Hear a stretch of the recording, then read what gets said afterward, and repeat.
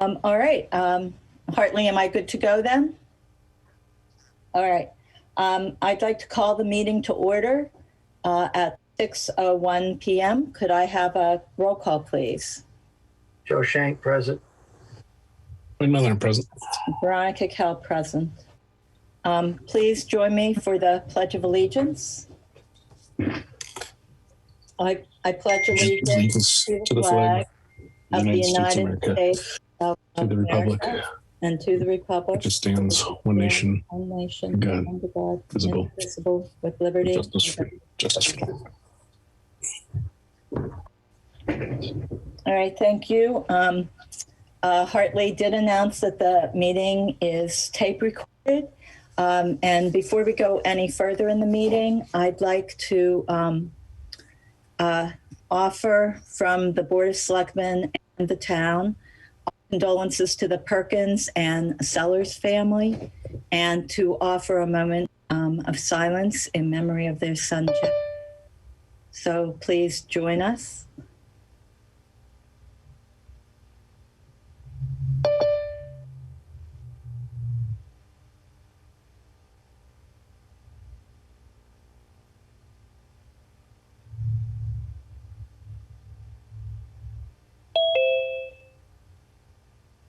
Thank you. Welcome everyone to the meeting. We're going to move on with 1.4, Chairman's additions or deletions. I just had a couple things. I think there are normal things on the agenda that got left out. Liaison reports and announcements at the end, and then also next meetings. So they aren't really, and just things that weren't placed on the agenda. And Carolyn, there's stupid shits. Excuse me? Please, I guess it would be good if everybody muted if you aren't actively participating in the meeting. So that's it for the additions that I have. Wayne or Joe, do either of you have anything to add in? Or Jim? No, I'm good. No, Veronica, typically in work sessions like that, you skip those. Those are just for regular meetings. Oh, okay. Well, what about public comment? I guess I'm not skipping anything. Joan, is there anyone else before Joan starts that also has a comment? Okay, Joan, go ahead. Thank you. Please, I hope you can tell me that I'm wrong, but is it true that available employment opportunities in town hall are only advertised on the bulletin board outside of town hall and nowhere else? Jim, do you want to take that one? Sure. No, that is not true. I don't know if you have a question in particular about a job.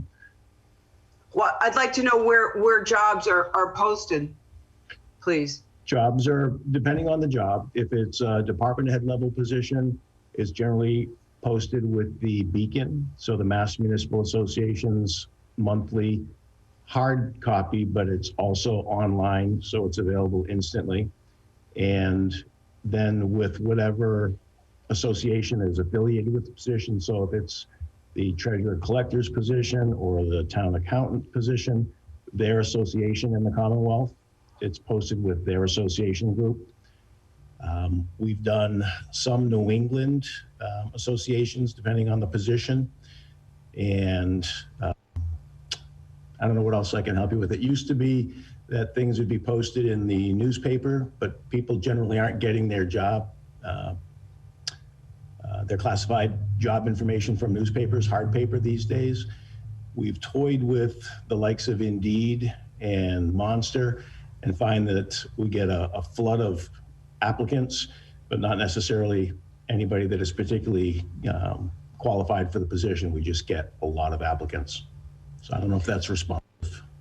Thank you. Is the, where is the, for instance, accountant's position, where is that being advertised? It's been on the Beacon, so the MMA's website, and in their hard copy this past month. and on the Accountants Association group website as well. Okay, thank you. And what about the conservation agent?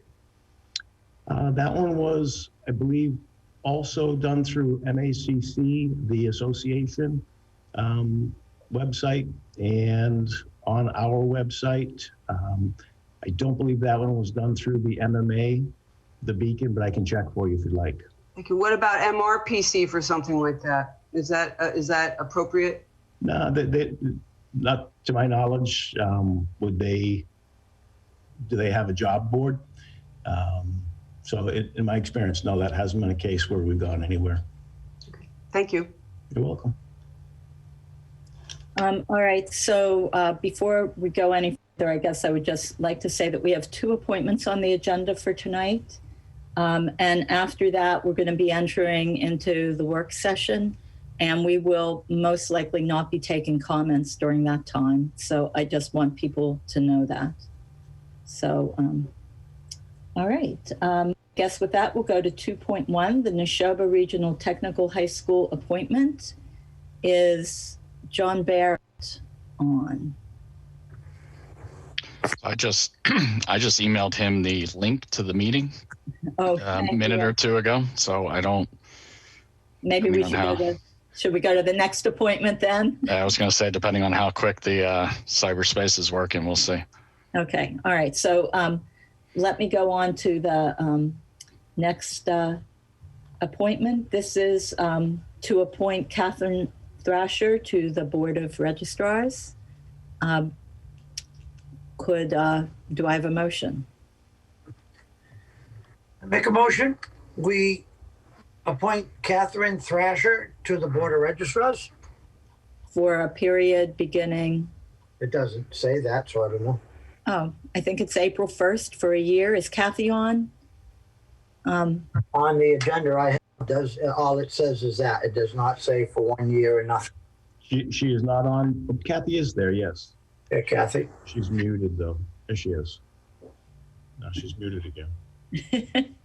Okay, I'm back. What Thanks, can I do? What can I do for you? What is the term for Carrie Thrasher's appointment to the Board of Registrars? It's a 3-year term and it begins April 1st. All right, so Joe, I guess just add that to a 3-year term beginning April 1st. I'll reread it. I make a motion, we appoint Katherine Thrasher to the Board of Registrars for a 3-year term starting April 1st, 2021. Second, sorry. Any discussion?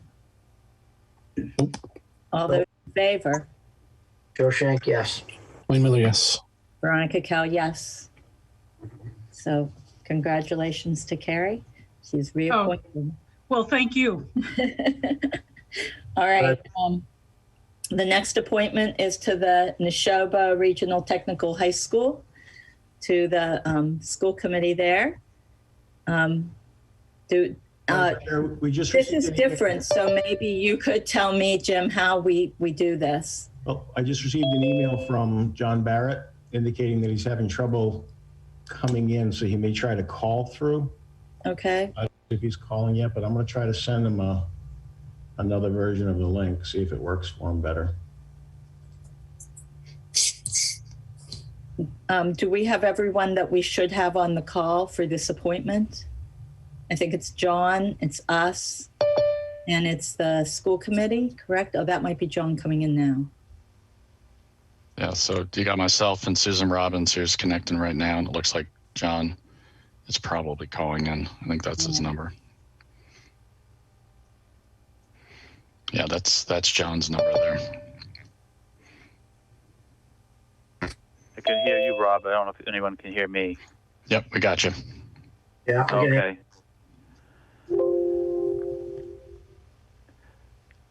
Is it Sue there too? Yep. Yep, she just joined. Okay. Hi, Sue. Hello. All right. Were you guys able to join by Zoom? As I couldn't find the link for doing this, so I'm on the phone. I just emailed it to you again straight away, John, but you're already on the phone, so unless you need to see all our lovely faces, this seems. Yeah, no, we can do it this way. That's fine. All right, so I call the meeting to order for the committee to the Neshoba Valley Technical School Committee. Yes, it's all yours. If I can do that, Madam Chairman, if I may do that. Yes, you may. Okay. Consider us open. All right, I think just so we could do a roll call so we know that we've got who we've got here, could everybody just say their name that's present for that committee? Susan Robbins. And start that, Sue. Yeah, Rob Templeton. Okay. I don't know if Randy was able to join us. I don't know if she ever got the word. Technically, Randy is an at-large member. She's not a Townsend member, so it's just. Okay. Yeah. Oh, okay. Okay, great. So, and Veronica, you're here. I am here. Veronica Cal, Board of Selectmen. Okay. And You need the Wayne? rest of Wayne's here. Wayne, Joe Shank? and Joe Shank. Okay, and John Barrett, moderator. I think that completes the committee.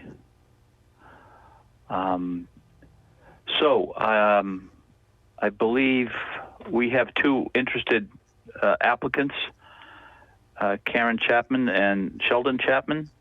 I don't know if they perhaps are here too. Yes, we are. Okay. All right. Well, does anyone have any other nominations for members of the committee? Look at the big line. Thank you for serving. Yes. Hey, you're welcome. We love the job. That's great. Does any? Well, let's get the regular members done first. Well, then I would, if anyone has any questions for either Karen or Sheldon, I guess they could ask it now. Or otherwise, I could entertain a motion to appoint. I guess the position that Karen's going for. I forget what the term is on that one. I have to take a look here. My term would be April 1st, 2021 to March 31st, 2024. Yes, right. Okay, that's for that term. All right. Are there any nominations for that position? I move that we appoint Karen Chapman to a 3-year position on the Neshoba Regional Technical High School School Committee, beginning April 1, 2021. Second. All right. Motion's been made and seconded. Is there any discussion? Not hearing any. I think we're ready to vote. All those in favor of the motion, please say aye. We need a roll call vote, John, I believe. Oh, we probably do. All right, so I'll go through the roll call. All right. Ms. Robbins. Yes. Mr. Templeton. Yes. Ms. Kell. Yes. Mr. Miller. Yes. And Mr. Shank. Yes. And myself vote yes. Okay, thank you, Veronica, for that point of order. All right, it's a unanimous vote. Karen, you are appointed. Thank you. Congratulations. And congratulations. Thank you. So that brings us to the position for Sheldon, which I believe would run from tomorrow, well, April 1st to 2022, March. Let's see. Let me just double check this. No, you should go to 23? 23. That's right. Yeah. Right, because it's we Technically, it should didn't have actually been- make it last year, so we're filling that term that would have been from April 1st, 2020 through March 31st, 2023. So, is there a motion? I move, this is Veronica Kell, I move that we appoint Sheldon Chapman to the Neshoba Regional Technical High School School Committee for a term beginning April 1st, 2021 through 2023. Second. So 30th, 2023, or? yeah, just a friendly amendment to make it April, a sort of a nunc pro tunc thing of April 1st, 2020, even though our appointment is sort of, it's ratifying his appointment as I think Sheldon served, and he continues in that position anyway, even until someone else is appointed. But I think it would probably be good just to reflect the fact that we're affirming or ratifying his term from April 1st, 2020 to March 31st, 2023. Then I amend my motion to appoint Sheldon Chapman to a 3-year term on the Neshoba Technical Regional High School School Committee beginning April 1st, 2020 through March 31st, 2023. Second. And thank you. There's a motion and a second. Is there anything else to be said? Not hearing any. I think we're ready to vote. Roll call vote. We'll start with Sue again. Sue? Yes, and thank you. All right. Rob? Yes. That's a yes. Veronica? Yes. Wayne? Yes. Joe? Yeah. And myself, yes. Or I. All right. Sheldon, you're appointed. Thank you. Thank you very much. Thank you for your service. I just want to say that we are Neshoba Valley Technical High School. Oh, did I say it wrong? Yes. I just want to make sure. Not regional, just Neshoba Valley Technical High School. I was reading what was on the agenda. Okay. That's okay. We won't take offense. Those meetings meet every other Thursday. So you just have to make both of them. You're on both committees. Yeah. Congratulations. Thank you all very much, and thank you, John, for getting the ball rolling. Well, thank you. Thank Dr. Pigeon there for actually getting the ball rolling with the reminder. Yes. Now I know you guys have been operating without an alternate. We do have it on the agenda. Is there anyone that's interested in serving as an alternate? I think it was pointed out to me. I'm not sure if it was Dr. Pigeon, but where you guys are husband and wife, that you're if you were out of town or something, an alternate would become a more necessary person. Keep looking. I think I saw Andrea Wood come on. I don't know if she was interested in that position. Andrea? Go ahead, Veronica. Bite your tongue off. I don't know if anybody would come forward, but we could post for that. What would the term be for that, John? I think, according to what I had on the notice, was would be commence upon appointment and terminate on March 31st, 2022. So it'd just be a year. Yeah, they're 1-year terms. Yeah. Which is kind of crazy. No wonder we never had one. We'd have to be doing it every year.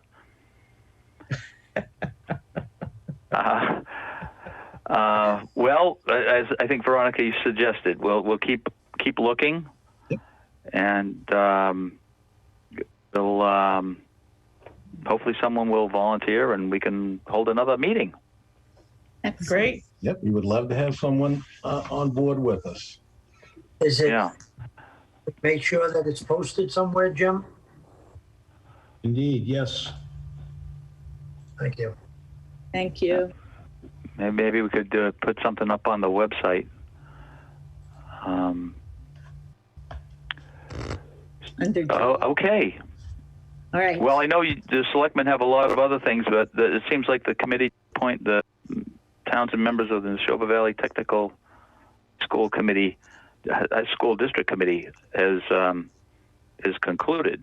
So I'd like to offer a motion to adjourn the or is that Susan Robbins to Sue? All right. yeah, to adjourn this meeting within a meeting. All right. Is there a second? Second. All right. Take that to Rob. Yep. Was that Wayne? That was Rob. All right. Motion been made and seconded. All those in favor, say aye. Roll Aye. call Roll call vote. Really? Do we have to have a roll call? for Yeah. everything. Yep. Susan Robbins. Really? Is that because of it being Zoom rules. the Zoom rule? Oh, okay. All right. I could just declare it unanimous. I guess I'm confusing this with the meeting. All right. All those, Miss Robbins, how do you vote on adjournment? Yes. Rob? Yes. Veronica? Yes. Wayne? Yes. Joe? Uh-oh. We lose Joe? No. Yeah. I'm here. Can you hear me? You vote yes? Yes. I said yes. Okay. Oh, I didn't hear you. Okay. And I vote yes. All right. It's unanimous. This meeting is adjourned. Thank Thank you, you, everybody. I think we're going to make it. Good night. All right. Thanks, guys. And don't forget Sheldon and Karen to be sworn in. Yes, thank you. Okay. All right. I'll do up some minutes and send them out shortly. All right, thank you very much. Okay. Thank you all. Thank you. Have a good night and have a nice Easter or Passover. Thank you. Thank you, John. Bye-bye. Okay. All right. With that, we'll enter into the work session. 2.3, setting goals for the town administrator and updates to the selectmen's operating policies and procedures. I guess I wanted to ask, do we want to do the minutes first or do we want to save that for the end? Let's do the minutes first, if you don't mind, Veronica, because I can't promise you. I'm having a little issue at home here, so I can't tell you what time I'm going to be. Yeah, let's do the minutes then. So I learned in discussions with Adam in the policies and procedures that for minutes, we do have to discuss what the changes we're making and then turn them in to vote them as amended, as opposed to, as opposed to making the changes and turning them in. And so anyway, so I wanted to go through first the 1/19/2021 minutes. And I think, Wayne, you and I are the only two. I don't think Joe was on board at that point. No, I wasn't. I have a few changes. I don't know about you, Wayne. I did not, so. Substantive. My changes are more things like on page 1 in 1.5, changing an is to an in, and I think instead of TCAC, it should be TCAM. Those are typos. On the next page, in section 3.4, I think it's VADAR, VADAR, as opposed to VARDAR, VARDAR. Is that correct, Jim? Correct, yes. Yeah, so that change needs to be made. I'm looking to see if I have, we have a past, PASSED, that should be a PAST in section 3.12. In section 4.1, this is substantive. So in 4.1, VK moved that vacant positions that were funded have not been filled. That becomes kind of like a run-on. So I would make it VK moved that vacant positions that were funded have not been filled, that have not been filled be zeroed out, which is probably the term that I used. She would prefer to keep the people that we have employed. We have positions that were funded that are vacant right now. The land use coordinator and the grant writer were not funded in this fiscal year. She would like to see that position reworked so that it is a single position, a land use coordinator together with a grant writer, and that it does get funded at whatever is reasonable. So I just kind of reworded that paragraph. So what I can do is type that up and send it off for the changes to be made. Does that work for you, Wayne? Yeah, I'm fine with those. That's no big deal. I think it was written as I probably said it, kind of verbatim. So that is my most substantive. In 4.1.3, it's not Barry, it's Berry, Berry. So in two places there. In 4.2.1, I put a shared in front of streets, winter streets and spaces. So it's shared winter streets and spaces. I added an is in the second to last paragraph there in 4.2. Before I get there, let me go back up to the one where we added shared. There will be signage to parks that are accessible from the common, as opposed to signage, parks that are accessible from the common area. It's signage to the parks, so it changed the comma to a to. And then farther down, the Mass Trails open space plan is updated. And I think that's it. Those are my changes. So the only one that's clarifying is just that one paragraph that I reworded. So did I just make a motion as amended verbally? Correct. And what was the date again? I'm sorry. January 19th, 2020. I make a motion to approve the minutes of January 19th, 2021 as amended verbally on the Selectmen's meeting. Second. Any further discussion? Nope. All those in favor? Wayne Miller, yes. Veronica Kell, yes. Okay, moving on to 126, 2021. On these minutes, the only change I have is to change Vardar to Vadar. That's the only one I have. How about you, Wayne? Do you have anything, or Joe? Because Joe, you were on board for this meeting. I didn't see anything, just that Vadar. Yeah, that's the only change I had. Wayne, anything from you? Nope. All right, do I have a motion to accept the minutes as amended? I make a motion, we accept the minutes for January 26, 2020, except as amended. 2021.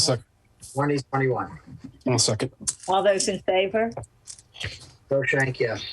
Wayne Miller, yes. Veronica Kell, yes. All right, the next one is 128, 2021.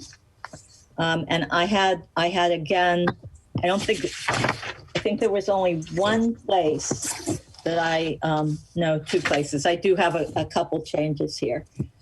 I don't know if anybody else does. I think Renee Fosse, Fosse, as opposed to what's written there. Under that discussion in 2.1, the VK colon, I put a question mark at the end of the first sentence. In the next paragraph, like TEO and who the point of contact is, that could streamline and then disseminate. Next section, it's correspondence to applicant for each program. I added a little bit there. It says, Joan Savoy explained there are 18 applications waiting for additional information for COVID relief.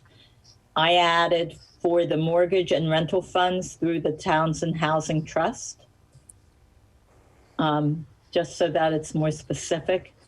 And then WM commented that TAHT requests should come through the Selectmen's office for additional COVID funds for housing.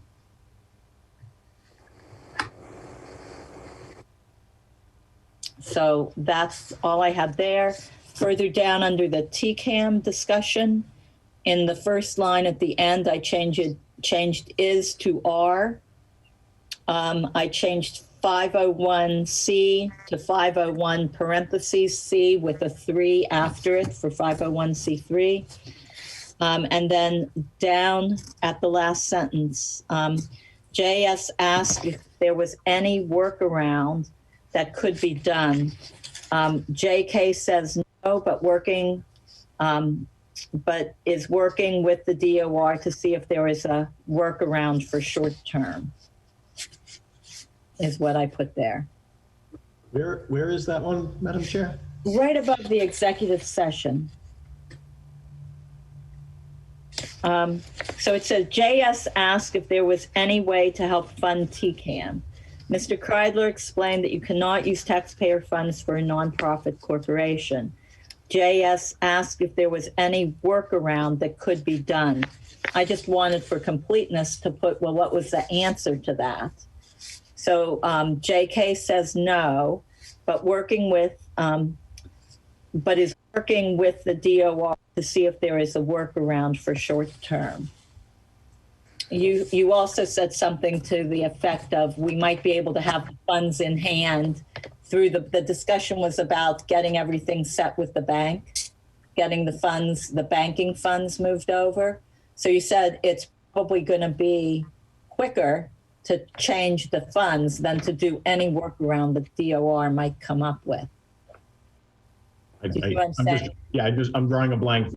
So I didn't remember either. I didn't want to leave it hanging. Sure. Joe asked if there was any workaround that could be done. And I knew that there was discussion there. So I went to the tape and all I said is, you said no, but that you are working with DOR to see if there is a workaround for short term. And then you went on to say, but any resolution they might have would be much longer than just getting the funds transferred for TCAM. Gotcha. Which in fact is what happened, but we didn't know it on that day. So there's that, and that was it. That was all I had for that one. And that same document, that was the only concern I had because it wasn't fully explained. And you picked up on it. Right. Yep. Anybody, Wayne or anything else, Joe? No, I'm good. You picked up on what I was going to say, so we don't need to say it twice. Okay. All right. So is there a motion to accept the minutes as revised? I make a motion. We accept the minutes from January 28th, 2021 as revised. Second. Any further discussion? If not, all those in favor? Joe Shank, yes. Oh, yes. Veronica Kell, yes. Those are the 3 new ones. I was supposed to go back through my minutes, my notes that I take for 115, and I just didn't get to that. But we did get the Wild and Scenic grant put in this morning, so that was a good thing. But I just didn't dig out my minutes. I have everything filed here, and I just didn't do it. So we will put that 115 on the agenda. 1215, I'm sorry, I'm saying 115. 1215 will be on the agenda for our next meeting. I promise to have it by Tuesday. And we'll add the next 2 February minutes. I'm not sure how many meetings we had in February, but I know they're already there. So we'll just add the next 2 February, and we'll just do it at the rate of 2 or 3 a meeting until we're caught up. So we all good with that? Yep. Can I ask a question maybe? I don't know. Maybe I'm out of line. As far as the minutes, I know these are our regular minutes. What about executive session minutes? Where do we go with them, or how do we? Can somebody just tell me how that policy runs? Madam Chair? Go ahead. Yeah, Jim, go ahead. I've got probably 8, maybe 10 sessions done, Joe, that I'll forward off to Veronica and just confirm with her that everything looks copacetic and that we can get those in the packet for the upcoming meeting. And going forward, now that we're on the track of trying to take manageable bites each meeting, look at the prior 2 weeks, whatever we had for executives, and try to get them on the next agenda. So we're keeping it current. Okay, so for 119, there were 2 executive sessions there. I wrote these out. I wrote out the count. I had 2 executive sessions for 119 and 1 executive session for 128. And I think that was it. Yeah, we've got some that go back into 20 still, Veronica, that we've not gotten forward. So I'll get with you this week on those. I have a question too then, going along with Joe's. What we've been doing is putting the minutes in the SharePoint minutes folder. We can't do that with executive sessions. So how will that work? Well, who has access to the SharePoint folder? I guess 5 of us. Right. You know, So the 3 of us and you and Carolyn. Yeah, so that's perfectly appropriate then, because okay. normally it would be either one or both of us, Carolyn or I, doing the minutes, and then the 3 of you are party to it. So, right. Okay. I mean, it gets a little tricky because you know, if you leave your computer screen up and you have marauders enter your house while you're asleep, they might get a peek at some executive session. But as long as people recognize that they should keep the SharePoint to themselves, I think we're fine. Okay. All right. Hey, thank you for that. Thank you. All right, so that takes care of minutes. So while we're at it, I wasn't prepared to do personnel policies and procedures. Did I put that on the agenda? Did I? Yeah, it was just in one of the emails that you sent. So I didn't think we were going to, but I didn't want to not include it. So. Okay, so I guess what I'd want to, since Wayne's on right now, I see that as a work session farther down the road. I see our next meeting on the 6th as mostly budget and warrant. There might be a few other things on there, but mostly budget and warrant. And we should hold the 13th open in case we need it, because we have to post on the 16th, the warrant, correct? Correct. I think, in my opinion, we should keep the next couple meetings just minimal, them kind of things like that. Let's get town meeting done, get through all that, and then if we want to take bites on any of that, we can start. But we still got some stuff that's not officially done yet, and I think we need to finalize it so we don't have too much on our plates. I agree with that. So pretty much budget and warrant. There's a few appointments that have come in, I think, for the next meeting. But as far as substantive goes, it's those 2. When are we going to know about, what do you mean appointments? Are we going to just see them, or who has that? Or what are they about? Those will be in the packet for, I know there's one. I know for sure there's one. There's one. I think there's another one possibly. It was Chief Boyden was trying to get it on for tonight, but I don't think he made the deadline. So some work to do on that one still. Yep. Okay. So are they both fire, Wayne? No, one's fire, one's police. Oh, okay. Oh, yeah. There is that one as well. So yes, I spoke to both of them today. So okay. So yeah. So there are 2 appointments for coming up on. So now I see we just did the appointment, so I just want to make sure I've got all the proper. So those appointments come, what are we as a board going to have in front of us about? Just all it's going to say is what it says here. We're going to appoint, Karen, or do we have any paperwork to that? If I can, Madam Chair, my discussions with both were that an explanation of the process would be forthcoming, as well as the appointment. So Chief Sawtelle, at least he's quite thorough with, documenting how long that's taken, what's been done, why he's recommending this person. And they both will be on the call to explain their piece. So So there is, this isn't a, hey, I hired this guy. It's been quite a process for both of them. So, Right. I think, Joe, that Chief Sartell, I mean, I know that he reached out to me as well, and he had said he was going to talk to both of you. Wasn't sure. He did reach out to me, absolutely. But I was just talking about like on an appointment, like you mention conservation and something else? So I'll just, what is it about, or when's that coming? I think the conservation agenda says they're discussing process tomorrow night. Yeah, there's no appointment imminent for you. Yeah, and there's the fire one coming up too. So those, yeah, anything on that will probably be in the meeting SharePoint under, you know, the way we're trying to set that up now. It's a work in progress. We'll get there, but we're trying to put things in SharePoint and put it in so we don't get those huge packets anymore. That's good. I'm good. I'm learning it. I'm going to figure it out. Yeah. And if you need it printed, I'm sure you can take it to the town hall and get it printed if there's someone there to help you with it. We're going to work it out tomorrow.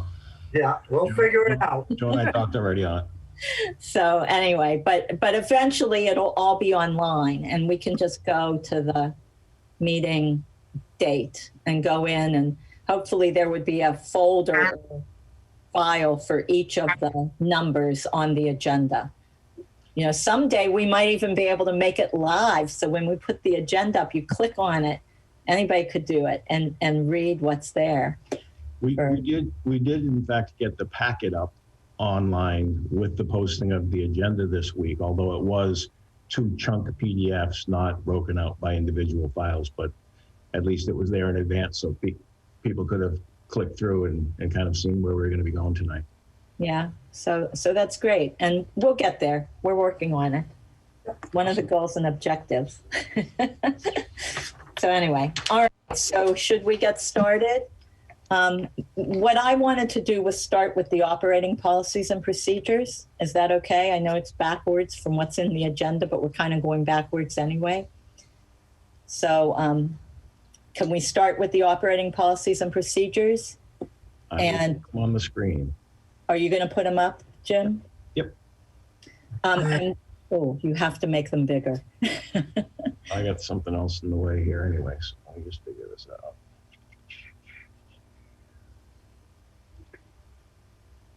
Bigger yet. That big? If you could make it even bigger.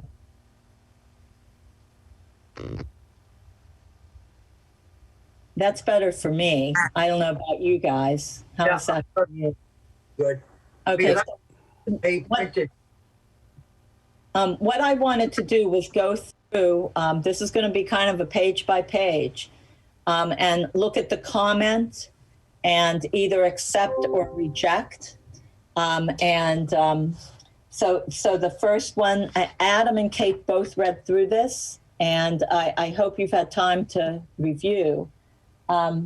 We offer, they said, I note initially that our suggested revisions and annotations are aimed chiefly at compliance and more often consistency with applicable law. We offer few, if any, comments on the substance of the policies and procedures, which are discretionary and reflect the Selectmen's collective vision for and preference regarding town operations. So that was how he thought we should view this. So if you want to go down to the next comment, Jim, you're doing what I imagined doing, which was screen sharing. I can, want me to jump out and let you do it? Because you're driving the conversation, so you can probably. No, I guess, no, that's okay. That way I can just talk and I don't have to worry about it so much, but I have to make sure that I'm accurate. But we have a tape, so I can always listen to that. So first thing you see is in 1602. 1602. So these were changes that were made. Actually, some of them were made by me and some of them were not. So we changed it to he or she. The next one is necessary or prudent. So do we want to accept those? Are we good with he or she? I am. Yep. Okay. And you know what, Jim? I'm not going to do like roll call. We don't have to announce our names, do we, when we do this? It's not a vote. Not at this point. At the end of the document, then you would do it by roll call to accept as revised. Okay. Do you have this in Word, Veronica, from Adam? And not just, I do. He sent both Word. I do have Word. can you dump the Word into the shared file and I'll work off of that? Then I can do accept as we go. You want me to do that right now? Never mind. No, I did not. I could, but it's going to take me a minute. I'm okay if we want to take a break. No, that's, Do you want to take a 5-minute break? no, that's, I'll make the changes tomorrow. Okay. Or prudent, okay. The next one, this is their comment. The term used and defined by statute should be chief executive officer as opposed to body. So are we good with accepting that? Officer, I am, yes. Mm-hmm. I am too. All right. And then we removed with appointments and policy formulation, implementation, and compliance. We just put the town administrator supports the board, period. We didn't well define that. Are we good with that? Yep. Yep. Yes? Yes. All right. On the next page, so the ones in blue are the ones from Kate. So we defer to the board. However, under the charter, the town administrator position is established in part to perform a gatekeeping function. If a department head is dissatisfied with the town administrator's response, then he or she proceeds to the board. So I guess it's, and it's the same thing in the next one, essentially. So the question becomes, do we accept the removal or do we reject the removal? So if you guys could read that paragraph. So we're looking at the blue, and then there's the pink that is lined out. We're getting rid of the pink and we're just accepting that blue. Is that what we're doing? That is the change that we made in the meeting in February. Right. So, but Kate highlighted it and made her comments. And I will say that in the second one, she says the responsibility for addressing these issues is thus carried out through the town administrator. And we had said under the direction of the Board of Selectmen. She is suggesting in her second box there, in consultation with or following consultation with. I guess what I want to do is look at the first section first. You can't see my fingers. And decide whether we're going to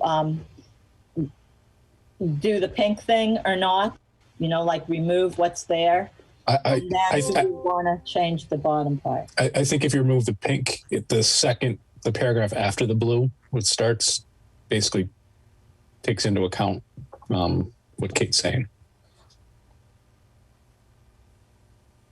So remove the pink, is that what you're saying? Yes, because it's kind of redundant for the next sentence. Okay. I'm good with. All right, so Joe? I'm good with that. Removing said concern, right? Wayne? That Yes. Yes. Okay, so we will remove the pink. And then down at the bottom, we had written under the direction of the Board of Consultation, and she preferred in consultation with the Board of Selectmen or following consultation with the Board of Selectmen. And I agree with one or the other. Jim, do you have is that a raised hand? Yes, it is. I tried to get your attention before the deleting of the first section of pink.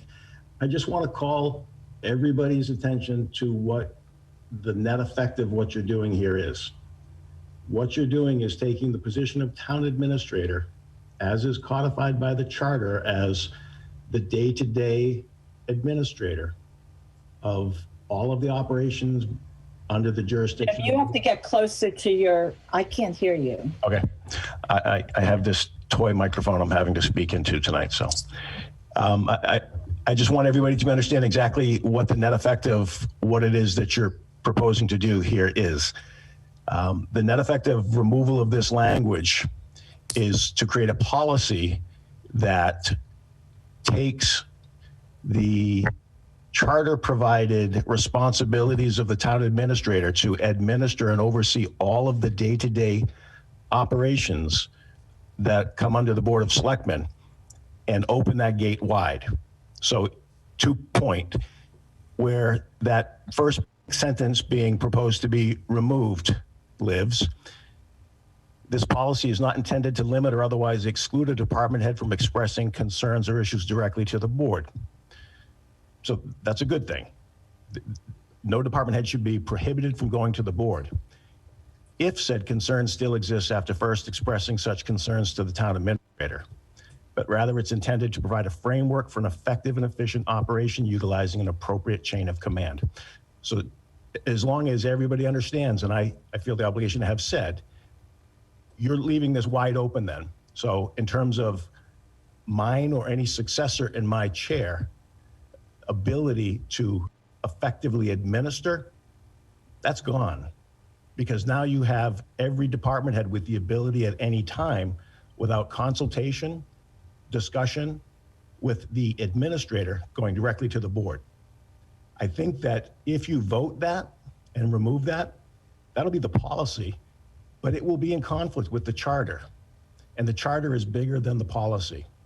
And I feel an obligation to say that. And it'll present a conflict for me. Well, in the next sentence, though, Jim, it says, if any concerns or issues are brought to the attention of the board directly, we shall report them to the town administrator and will work proactively with the town administrator to address the concern or issue. Understood. So we could choose to just say, okay, this is what was brought to us. It could be taken to you. But if it is taken to us, then we are still obligated to take them to you. In other words, I don't see it as changing anything day to day in the as far as the town administrator is still the person who would work. It's just that I think at least what I'm trying to accomplish here is that the Board of Selectmen know that something is up, that needs to be addressed. That's the intent. It's not to change. It's not for us to step in and say, we're going to deal with this. That's not my concern. My concern is not that the board would be stepping down. It's that you take the charter provided one focal position that is the gatekeeper, go between, the conduit, pick your word, between the operations and the select board. And you open that wide, and department heads can go directly to the Board of Selectmen without having first tried to stay within the chain of command and go through the town administrator. And again, this is your prerogative, these are your policies, but I believe that is a marked change from what the charter provides and what this policy currently states. Because if you take away the part that's in pink, you have that department heads receive policy direction from the board and report to the board through the town administrator, but it's not intended to limit or otherwise exclude a department head from expressing concerns directly to the board. It doesn't, there's a conflict even in those two sentences. It says that they go through the TA, but they can go directly to the board. That sentence you're taking out is the one clarifying sentence that says they go through the TA to the board. They're not excluded from going to the board, but they have to have first tried going through the chain of command. And that's the piece that you're removing. Well, and Jim, Madam Chair, may I speak for a minute? Sure. Yeah, go ahead, Joe. And I just want to make it very clear that when we started this thing, my original words were that weren't taken very well. We should have shredded that entire document. But however, I also made it very clear where I stand from and where I want to go in my term, in my tenure, And once I am gone, there's another new board there.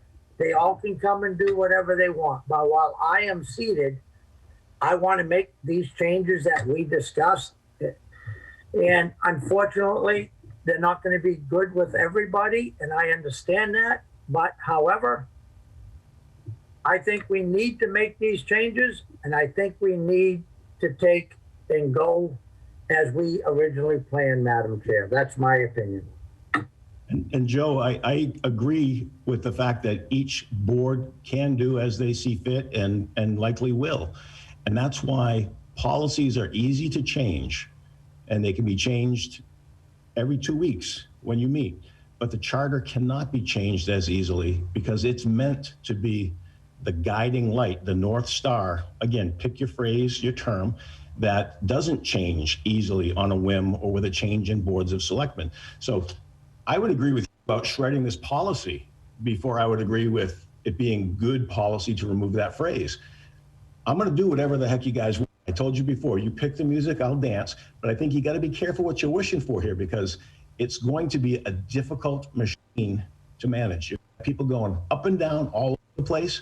And again, I'm still gonna, my key's still gonna work in the door and I'm still gonna show up and the lights are gonna work and I'm gonna move pieces of paper, but it's not the way the charter is intending the government in the town of Townsend to work. Well, and I think there's a lot of work being done in regards to that charter because I got that document that I believe Mr. Page dropped off to all of us that, you know, they want to make changes.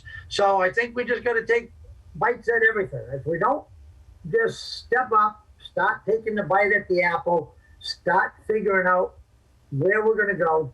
I'm just adamant that I want to see a change in whatever we need to do.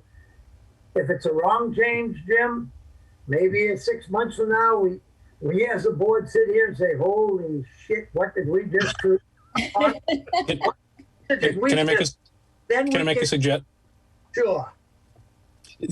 Can we put a pin in this one? I'd like to talk to Kate about this a little bit more, rather than make a rash decision tonight. Well, we've already, to me, we've already got Kate's opinion.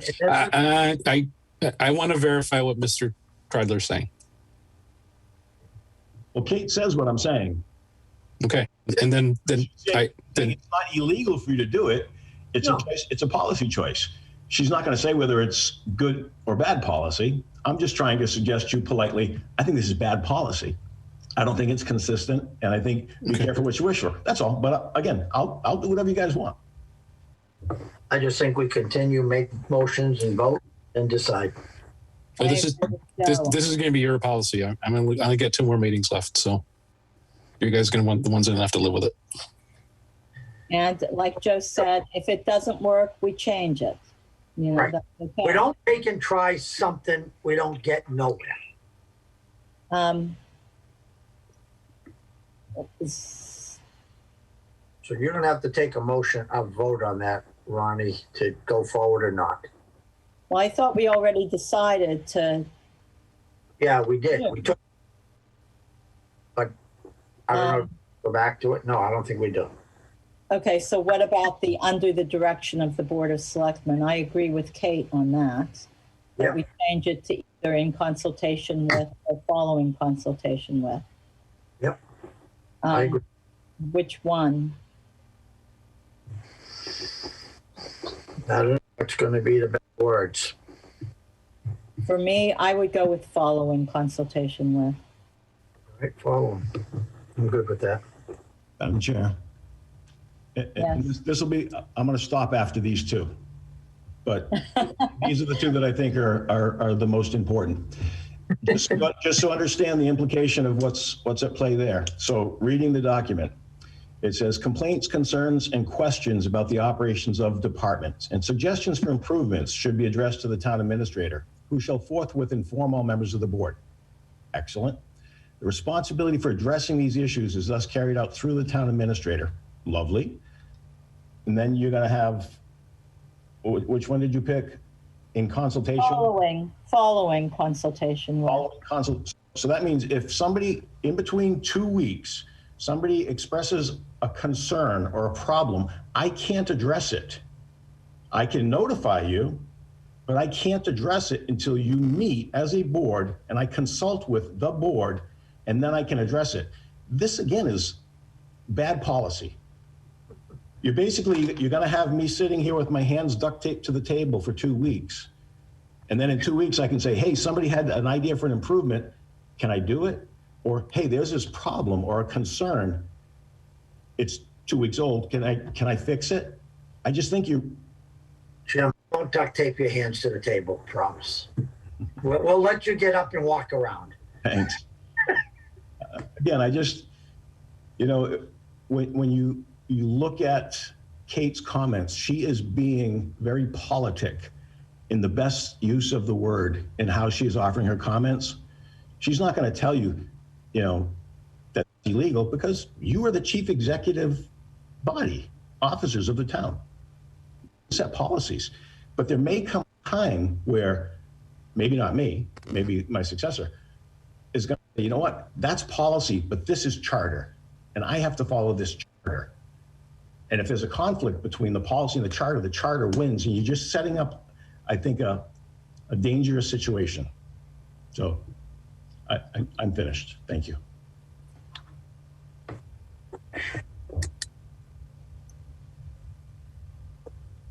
So have we made a decision on that? She said, alternatively, you could add a preceding sentence like the town administrator shall execute all legally compliant policy changes as directed by the board. I think that reads better to Jim's concerns.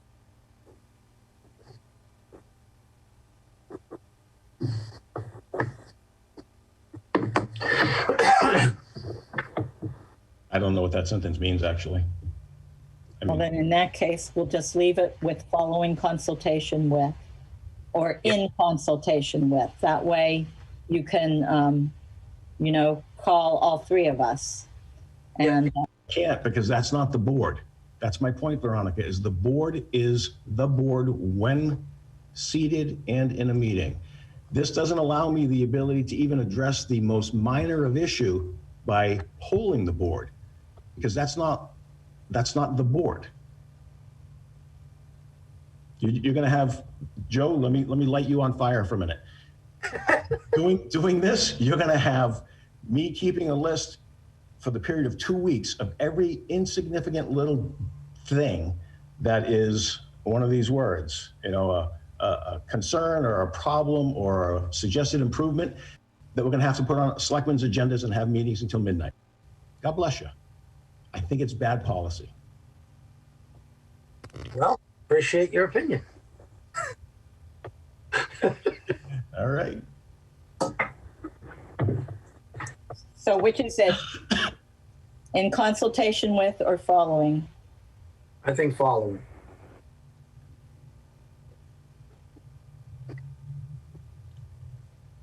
I said following. I don't know All right, so I'll go with following. Wayne? I don't agree with that part of it. I think that's a dangerous piece, but that's my opinion. Okay. All right, we're going to move on. No individual board member shall direct, just took out be allowed to.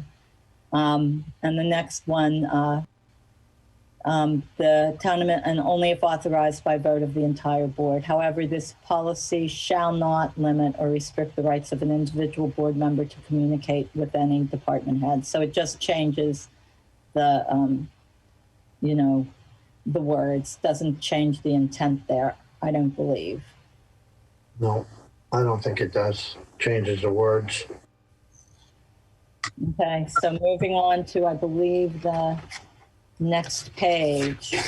And Jim, your comments will be the same charter comments, I imagine, in here. Yeah, the same as Adam's. Adam is, if you read his, it says, the charter states that the powers and duties of the town administrator shall include. So the charter addresses all of these points that appear here in pink, except there are attempts in the letters that are added in the hot pink to collar them or precondition them. And what he's saying is that's inconsistent with the charter.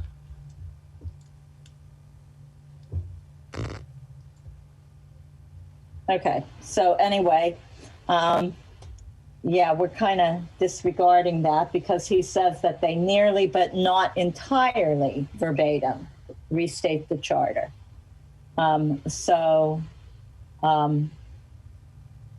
To oversee the budgets for the departments under the supervision of the selectmen, and we added, and to follow the town's budget policy. We took out, and in addition, and we just made it the town administrator. The town administrator we took out also. So that doesn't really change anything there. Nope. Just says you have to follow the policy, that's all. Moving down to inquire, we took out at any time, and we added only after consultation with and a majority vote of the BOS.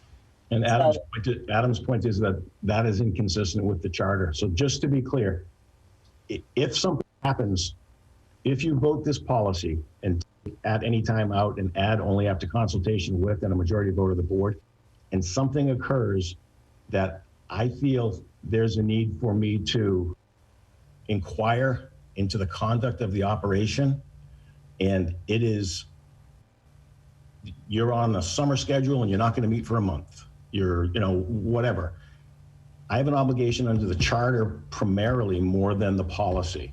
So you're setting up a situation where there's going to be a rub, because this says that I can't do what the charter says I have an obligation to do unless I have first consulted with and had a majority vote of the board. That's inconsistent with the charter.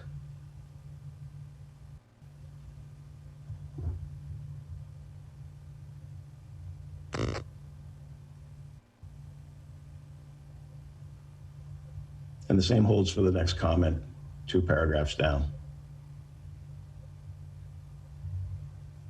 So I think that it's important that we, the Board of Selectmen, know what's going on in town, that we don't get stopped somewhere in the grocery store or wherever and say, hey. And so the intent of this is to, in a sense, force communication. See, but you can't undermine the charter because you have a personnel matter. If you believe that this town administrator or whoever my successor will be is not informing you, then you address that as a personnel matter with the town administrator. If you think I'm not informing you, you don't change, you don't reach in and take the guts out of the charter, because you can't. You address, say, hey, I got hit in the grocery store, and this is the 6th time in 6 weeks, and it can't be. Jim, I just think the charter itself, and I give the charter committee that has really worked hard for many years, going around and around, ups and downs, and God, I give them a lot of support for what they did. They're bringing a lot of clarifying to the table at town meeting, which I think will clarify a little bit of this, because as far as I am concerned, that charter is being read into just by certain people, certain ways. We can read the charter just as we all know how judges say, how do you want to read it? The paraphernalia. How, so I get it. The charter is important, but this policy to me is more important than the charter.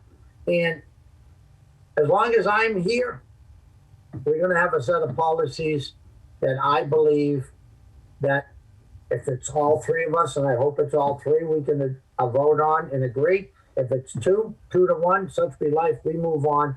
But I'm the one that brought this to the board. These are what I want to change. And I've read these, I've gone up and down, and I think I go back to the very first page, Adams's comment, okay? It's ultimately the board's decision. So maybe we make a bad decision, but if we don't try something, I don't know what to tell you. And Joe, I don't mean to offend what your goal or your wish is, but part of my job is to advise the board. And in terms of the charter review committee's work, it is noteworthy that they didn't touch this section. There are no changes proposed in this section of the charter that details these things. So, But there's parts of the charter that they are changing and cleaning up that may inadvertently have some effect. I participated and I offered the same types of comments anytime things got funky. So again, I said I wasn't going to talk anymore. Veronica, you asked me my thoughts on this section, so I started talking again. But all right, so I guess at this my point, advice. do we take the changes that we made as they're written here? Yes.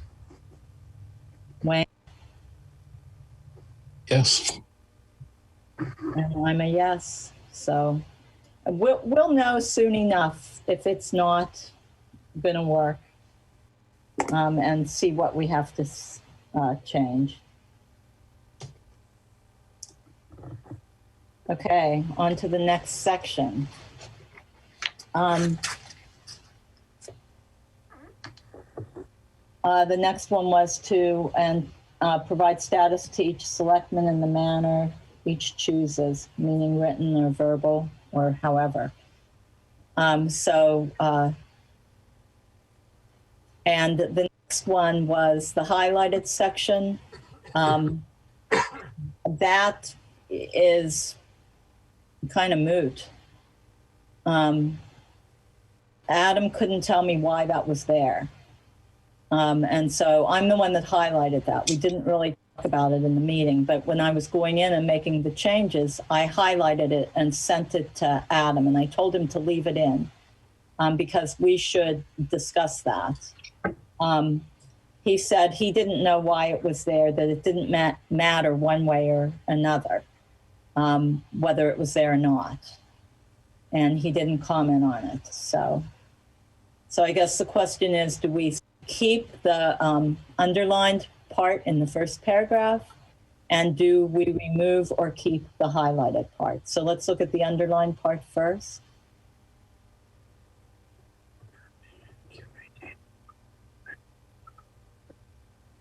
Yeah, and I think the underlined part fits in perfect. And if town council doesn't think that has any reason to be there, just eliminate it. He didn't comment on that one. Yeah. He didn't comment on that one way or the other. The only places that he commented were the places where there's a box. Yep. All right. All right. So how about you, Wayne? Good with leaving that in there? Yep. All right. So I'm good with that. So we'll keep that. And then the next one, in order to the highlighted section, do we keep that or remove it? It just says that you have to have a contract. But don't you have to have a contract anyway? No. What? You do not have to have a contract with any, except the unions. I apologize. But your management employees, you're allowed to have contracts with certain positions: town administrator, police chief, fire chief, town accountant, treasurer, collector, and assessor. Library directors off on the Board of Library Commissioner side. You're authorized by law to have them, but you're not required to have them. I think contracts. I don't want to open up a can of worms here, but I'm going to tell you, contracts have got us in big trouble in this community. We are paying a lot of money for contracts. If I had it my way, and if there's any way I could vote that we don't need a contract and we have an MOU or whatever we need to move on, that's the way I would probably vote to do it. Because as far as I'm concerned, we just get locked into stuff that, I may have as a pet peeve. I want to give Henry all A, B, C, D, and F. Well, now Henry's gone. Pete's coming in. Where do we go with that? You know what I mean? So I don't know. Contracts aren't good. good with removing or good with keeping, Joe? Removing? That's only me, one guy.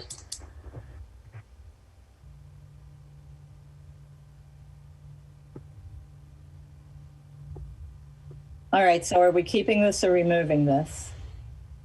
I said remove. Go ahead.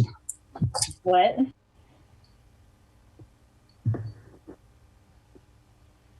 Some of this is just about messaging, Madam Chair. You know, when applicants will apply, they will look for your policies. And when they see something like this language, it sends a message about security and recognition of professional status. So the fact that it's not there doesn't mean you're not going to enter contracts. You still can. It's just not as much an affirmative statement, that's all. My vote is remove.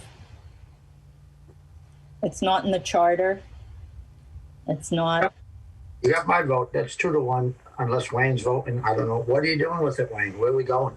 It like you said, it doesn't matter right now. So I say yes.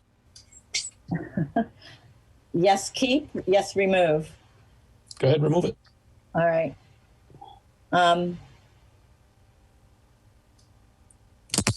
So I just think we remove it, but maintain it, maintain it as, what we can deal with. I don't know. I don't know if that's right or wrong, but just remove it and move on. All right, the next one is the, all right, so we'll remove that one. All right, 1606, role of support staff at the office of the Board of Selectmen. This is the one that gives the rec line for the administrative assistant to the support staff to the Board of Selectmen with a dotted line to the town administrator. Oh, yeah. That's this section. Yeah, so it's going to happen. The town administrator secretary is going to work directly under the Board of Selectmen. Is that what we're talking about? That is what we're talking about. That's what we all agreed on, so. Correct. We've already voted to change the org chart. This is the second piece of it. Yep. So,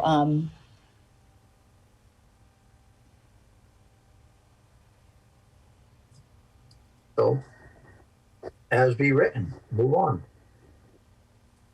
all right, Wayne, are you voting? Oh, we already voted. I mean, you already put this in motion. So Okay, all right, so this stays, changes are made. All right, the rules and ethics. And that was, I don't think there's anything too big there, mostly And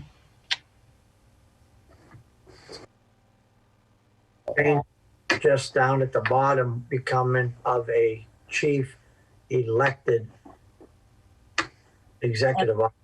I don't and know. becoming of an elected executive official of the town, removing chief and just putting a member at the top.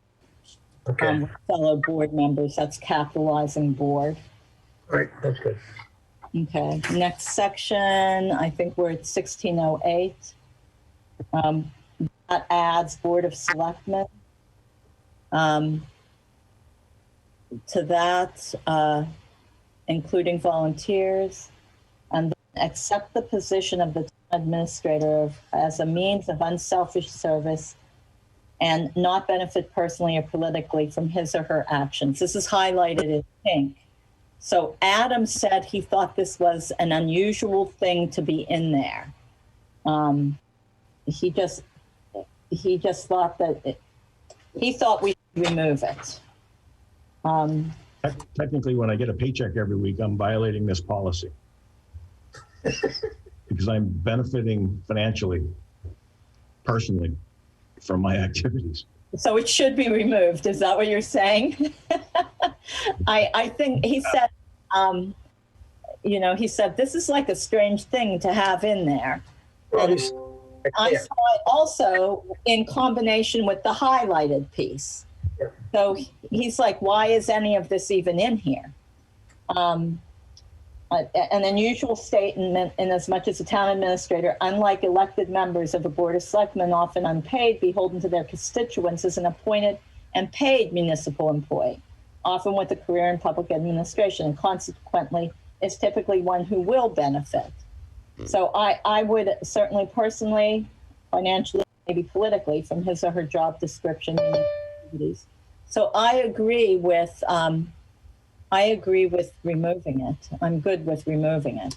I don't know about you guys. I'll second it. Yeah. All right, so we'll remove that. Take Adam's thoughts on that. Okay, the next one.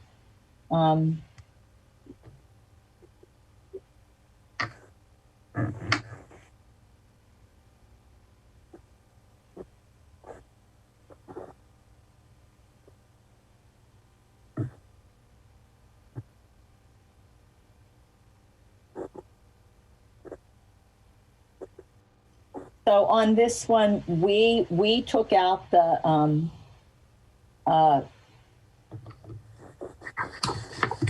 we took out that section, endeavor to establish sound, clearly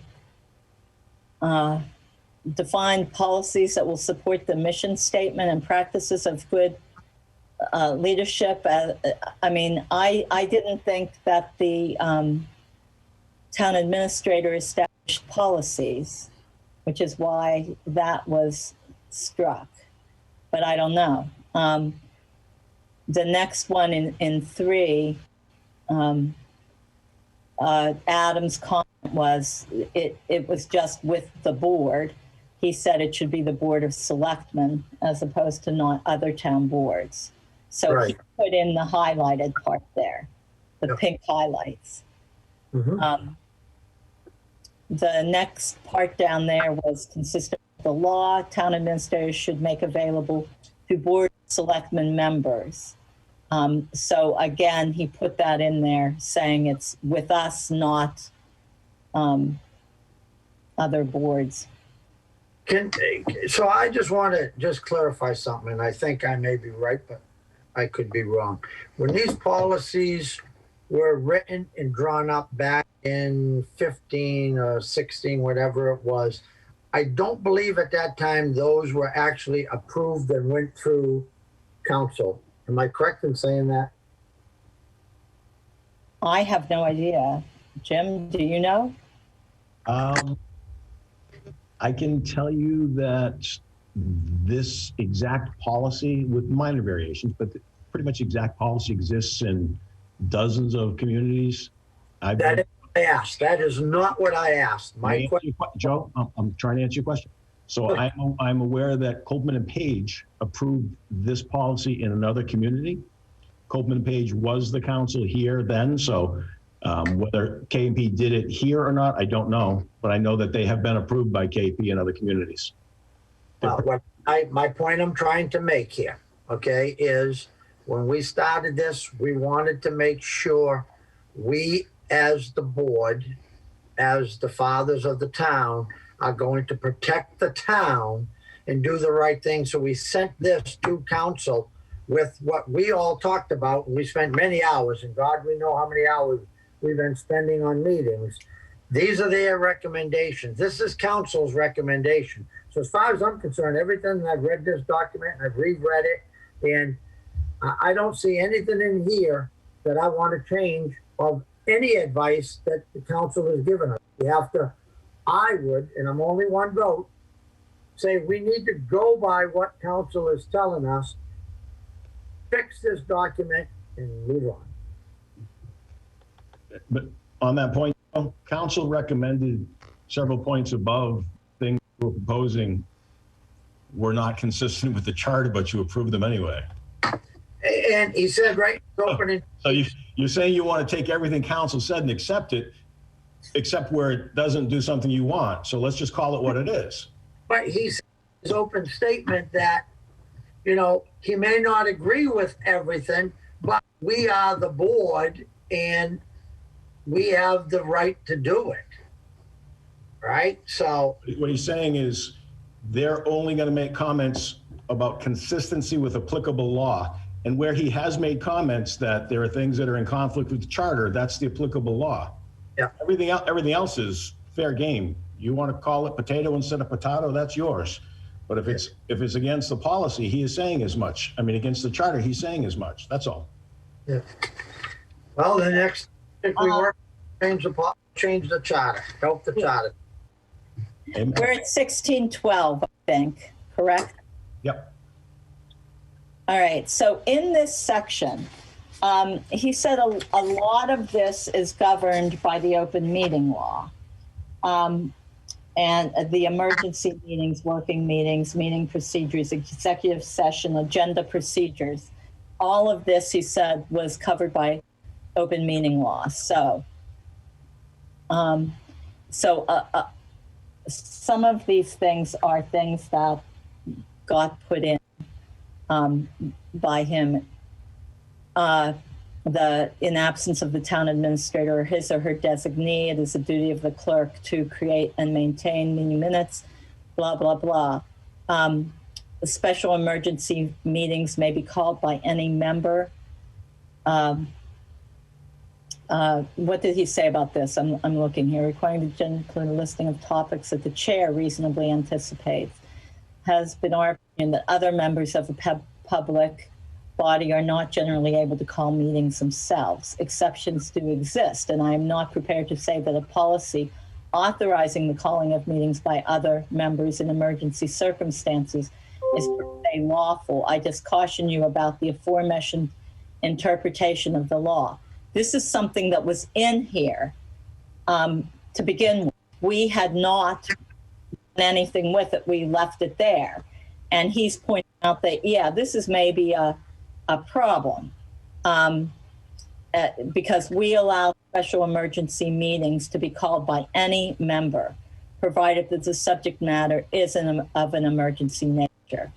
And the meeting is posted as required by the open meeting law, or is posted as soon as reasonably possible prior to the meeting. So. And the majority agreed to meet. So it's kind of, it's not, I mean, I understand exactly what he's saying, and he's right. But it still requires a majority. What this basically does, it says the chair can't, if you read between all of this, it says the chair can't force there to be no meeting. If the chair refuses to call a meeting and another member says, hey, we need a meeting, and at least a second member says, yeah, we should, then the chair can be overturned. So it's kind of like just giving an escape valve for the non-chair members, that's all. But he is saying that does not meet the open meeting law. Right. That he says it is our opinion that other members of a public body are not generally able to call meetings themselves. Yep. And that is the opinion. So he's pretty much saying, get rid of that too. That it's not any member, but that is what is in here, that any member can call. And we did not change that when we went through this. So, so take it out. I make a motion, take it out. Move on. So take out may be called by any member? Yeah, that's what he's saying. Whatever he suggested right there. So from special. There's something. Down to there. Yeah, the same rules as will apply. Okay, yeah, I guess that would be it. So are we taking all that out? Are you guys good with that? Mm-hmm. I'm good. All right, so we'll take that whole section out. Yeah. All right, moving on to working meetings. This was again the same sort of thing. If a quorum of the board is present, these working sessions must not only be posted, but also open to the public. It is best to say that to avoid confusion. The term workshop session is often used to describe a meeting between less than a quorum of the board and others, meaning an applicant, staff, consultants, and need not be posted or open to the public. So the board may conduct informal working sessions from time to time as the situation warrants. At such meetings, which will be posted and conducted in accordance with the open meeting law. He says, we say any official action will be taken. He says, do you mean no official action? So at such meetings, which will be posted and conducted in accordance with the open meeting law. I mean, this is a working meeting and we will be taking official actions. So I think we mean any official action may be taken as opposed to will be taken. Is kind of how I would put it. Any official action will be taken, right? Yeah. I would say any official action may be taken. May be taken instead of will be taken. Yeah, because you don't have to take any official action. Right. I'll use the budget hearing from a few weeks ago where Joe couldn't make it and I had to leave. You guys kept meeting. So that's a working session. No votes were taken. Right.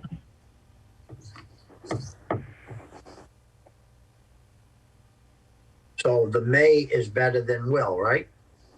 Well, maybe we should say no official action will be taken, but we did take official action in the sense that Jim made changes to the budget based on that, even though we kept talking. I think you did. Did you? That's a living document, isn't it? That we haven't voted to verify. We haven't voted one way or the other, correct? So no action has been taken. No official action. Correct. Okay, so let's make it no official action will be taken then. Right. So Leave it- leave it any where to it is. no. Okay. All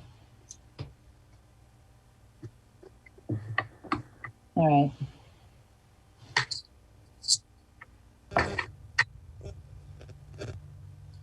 So the next one is, Robert's Rules of Orders.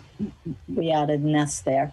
But the next one is, although the public and the press have a right to be present at open meetings, he thinks we should remove "and the press." He says the press is the public.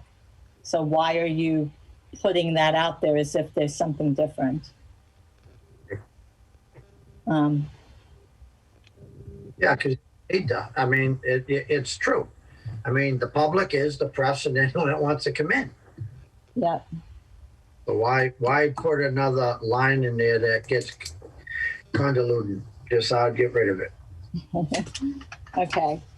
So then, all right, so we'll get rid of that, the press. Executive sessions of the board shall only be held in accordance with the provisions of the open meeting law. You had the or until up above here also, after the and the press, the next line down. Yeah. I'd say keep that. Or until they add that in. He added that, right? Or until they are recognized, right? Right. So he added that.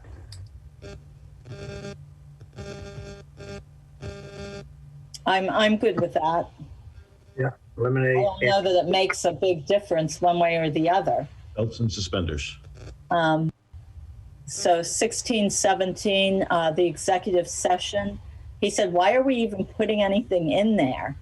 And he pretty much made all the changes that are here to make it fit the open meeting law. These modifications are recommended in consistency with the open meeting law.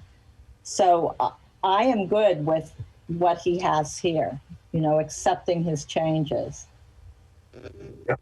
He said, why are we redefining executive session in these policies? Right. So that's paraphrasing, but that's what he said. So the next one, agenda procedures. And this is where, the responsibility for coordinating and planning the meeting agenda, that is that of the chairman in consultation with the town administrator.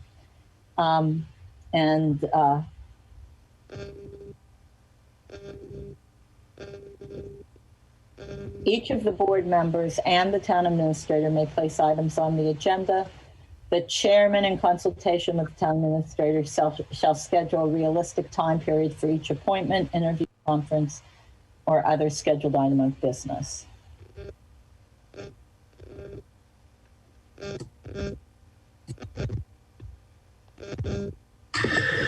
Yep. Let me look at something here before we go one way or the other on this. This is 1618.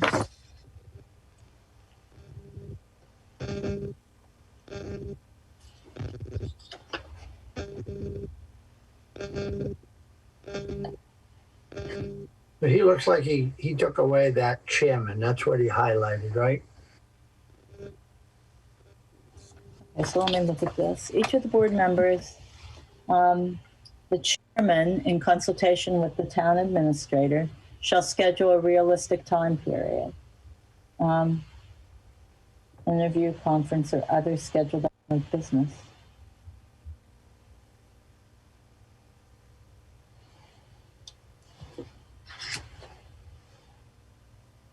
So I think that, I don't think we changed anything. well, I think he's taken out that pink chairman just before each of the board, because the chairman in consultation with the town administrator, right?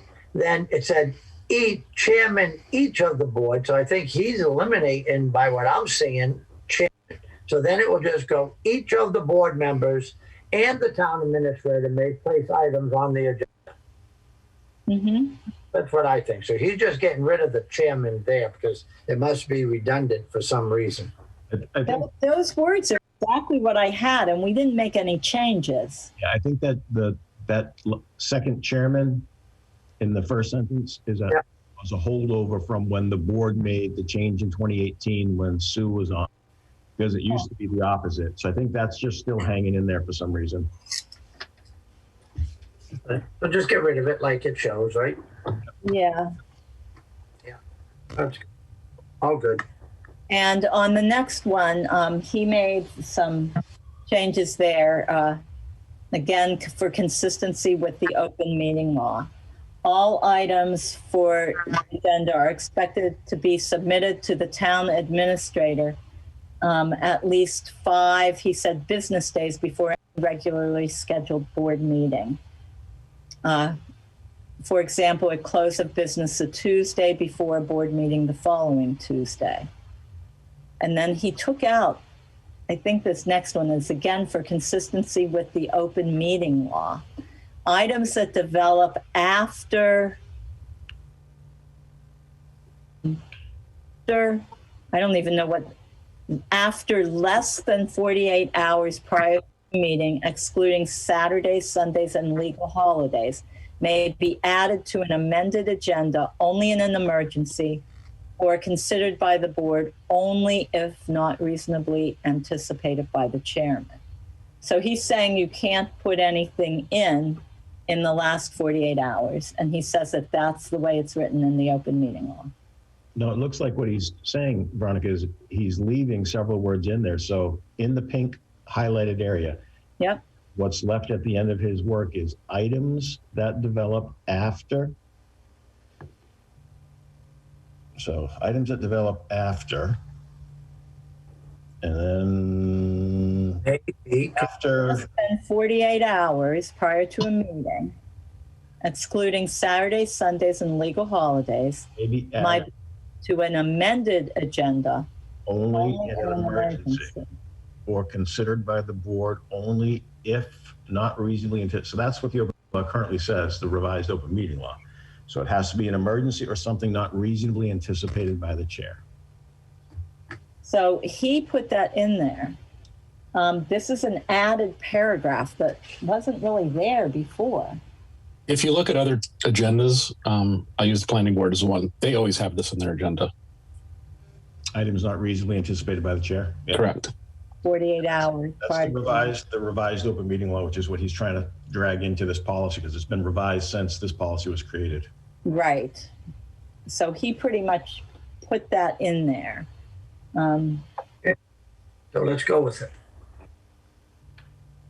Yeah, he did the editing on that chapter, on that thing. We didn't do a whole lot of editing there. So anyway, okay. So let's go with what he has.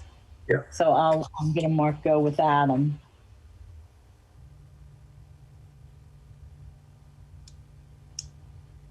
Okay, the next part, the town administrator prepares background material for the meeting and should make an effort to have such material available at least 3 business days before any regularly scheduled meeting.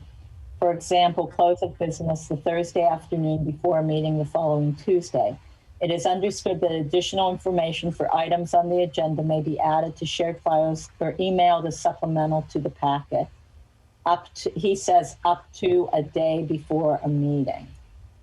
And he highlighted that. I don't think we had that in there. I'm looking. He's Yeah, this is all asking, but no later question mark. So who added the up to the day before a meeting? Whose purple print is that? I don't know. Okay, I'm reading what was here when this is what I did the changes from. If background okay, it's before that.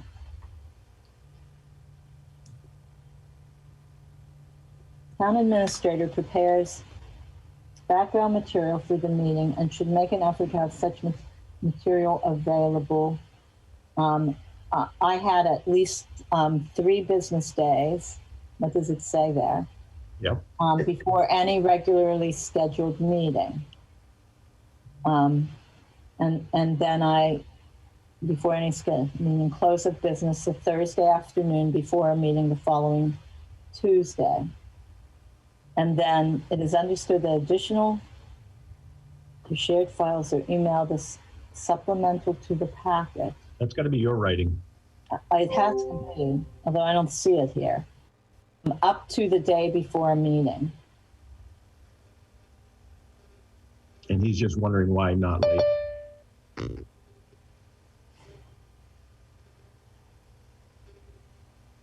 Okay, so we can take out up to a day before the meeting, I think is what he's saying. Yeah.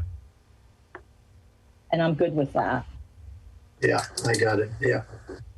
If background information is insufficient or complicated, if complex menus or motions are presented at the meeting if they're not in the board's initial meeting packet, any member should feel free to request the tabling.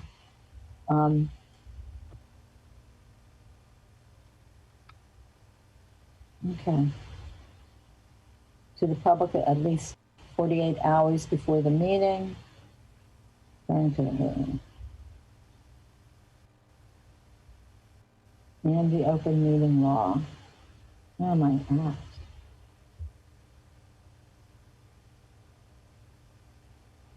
I don't think I changed anything at all in here. He's the one that's done this. I kept what was in the original. The agenda shall be available to the public and the press at the Selectmen's office at least 2 days before the meeting date and shall be posted with the town clerk in accordance with the charter on the town's posting board and the town website. Okay, he has changed. He is the one that made the changes here. Those are not my changes. Okay. So I'm good with them. They meet the meeting law. Yep. Right, the next one, copies of the minutes of the previous meeting and all important correspondence, reports, and other pertinent background materials shall be forwarded with the agenda to board members.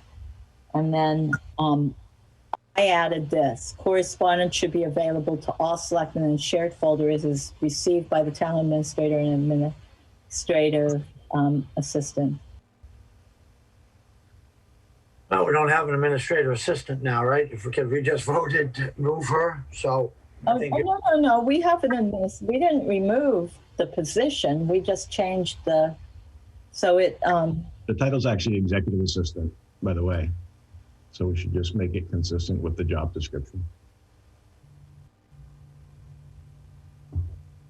Okay, what he says is about contemporaneous disclosure to the public. Such correspondence cannot include materials containing ideas, feelings, opinions, or beliefs of a board member so as to void an open meeting law violation. I think that's So if I get a piece of mail from one of you expressing an opinion, I can't put it in this shared file, is what he's that saying. is correct. Unless we post it contemporaneously publicly somewhere, which is another whole discussion. Okay. Yeah. So, all right. What's it called? Going back to this administrative assistant, what is it called in 1606? I think it was the position. As administrative I there. think it's just called support staff. Yeah. The position description adopted by the select board has been executive assistant for probably more than a decade. And the one most recently adopted under Collins was executive assistant. Okay. So then, or do we just stay with Support staff. support staff? Yep. Because of 1606. That's what we have to, because that's what we just did. So I think we need to stick with the support staff, So let's stay with support staff, and that way, I think, right? yeah. Because other than that, we're gonna have two different titles. So what did that do us? That didn't do us no good, right? Right. For now, let's stick with support staff. Of the office, yeah, we got it, because that's what it says. It's its own topic, right? Support staff. Okay. We'll just make this consistent with 1606. Yeah.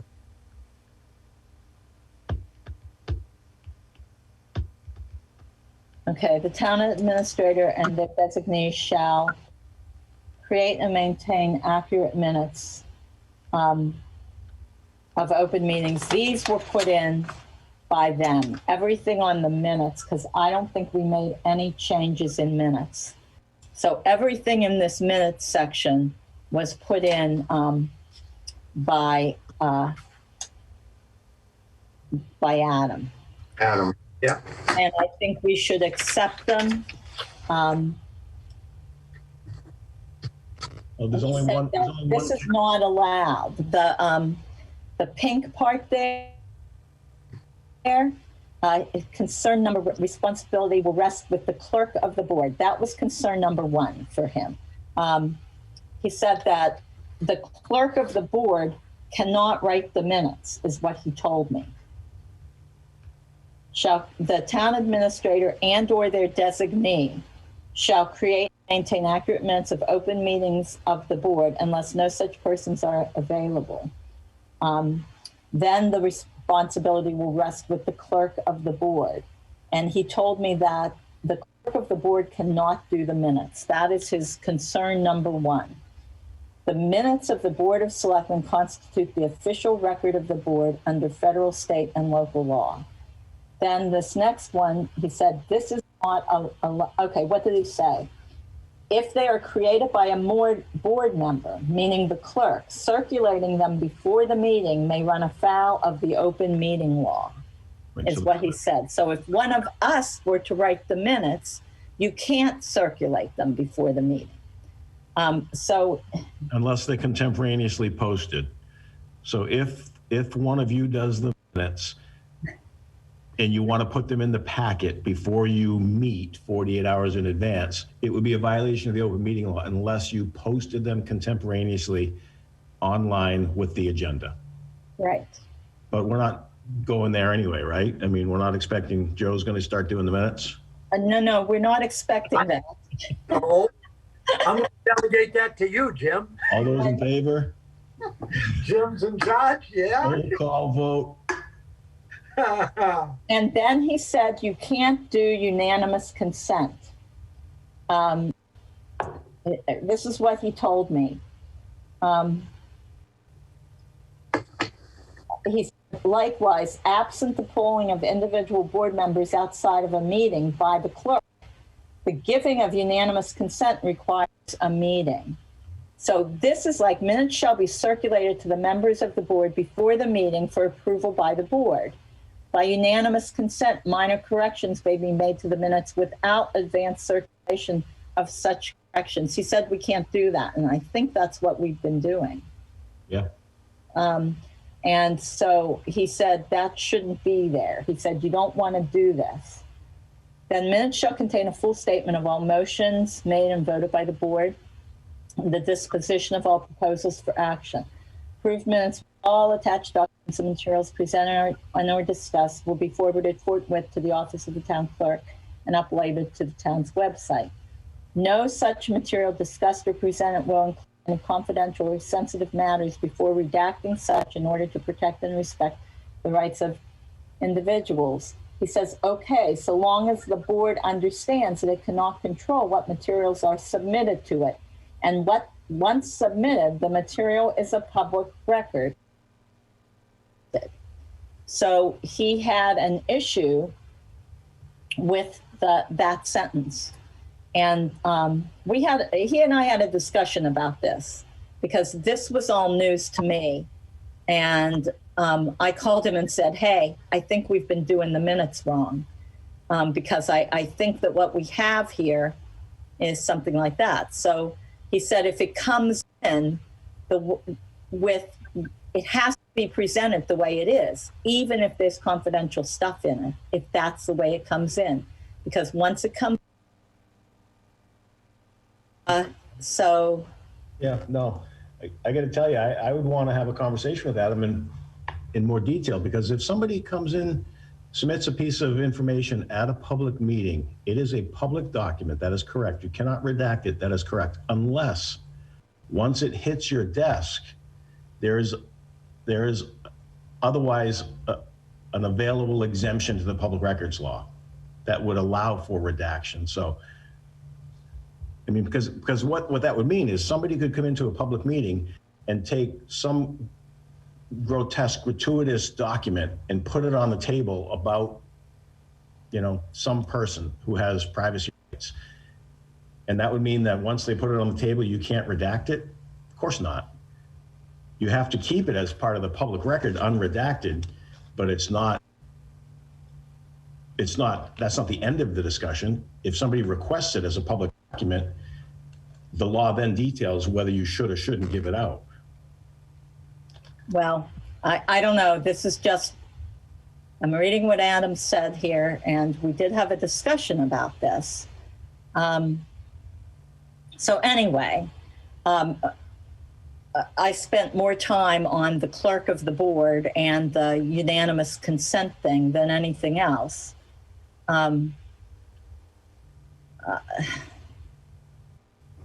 So he was pointing this out.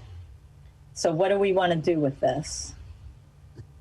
Well, we've been pretty consistent all the way down the line, going by what they're saying. So I'm going by what Adam says. I mean, there's no harm by removing that sentence in pink right there. Okay. I think we should remove everything that's in pink that he pointed out. That he has a problem with. Yeah. So, all right. So do we agree? Yep, I do. All right. Yep. So then under appointments, and actually I had a discussion with Kate on this. And she said that in all this committee appointment stuff, 16. Okay, so I put by statute. Kate added or charter.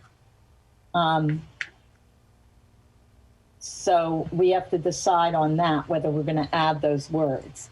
And then Kate blued all this out, and she said, we shouldn't even be saying anything about this. She said we should have some sort of EEO statement to put in there. And did we want one? If we want one, then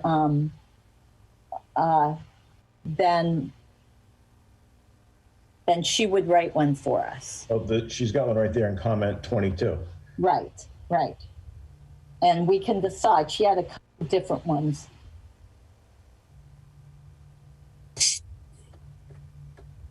So is she taking out that section?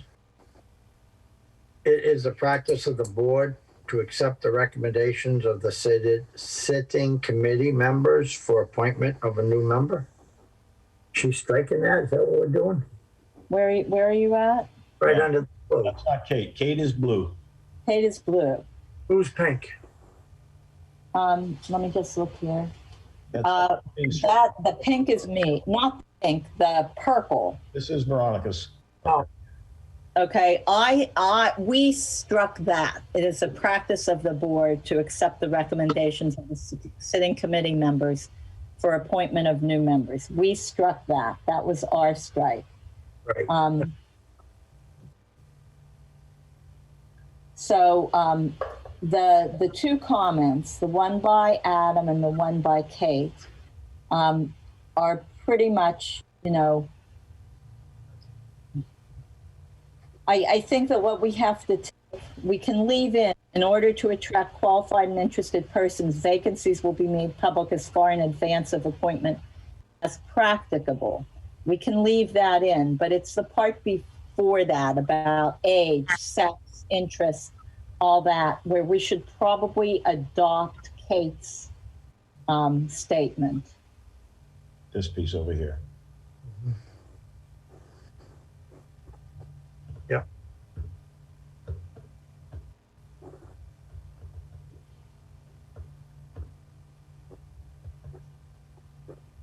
So We can adopt that. She read me like two others that she had. Some were simpler, some were way more involved.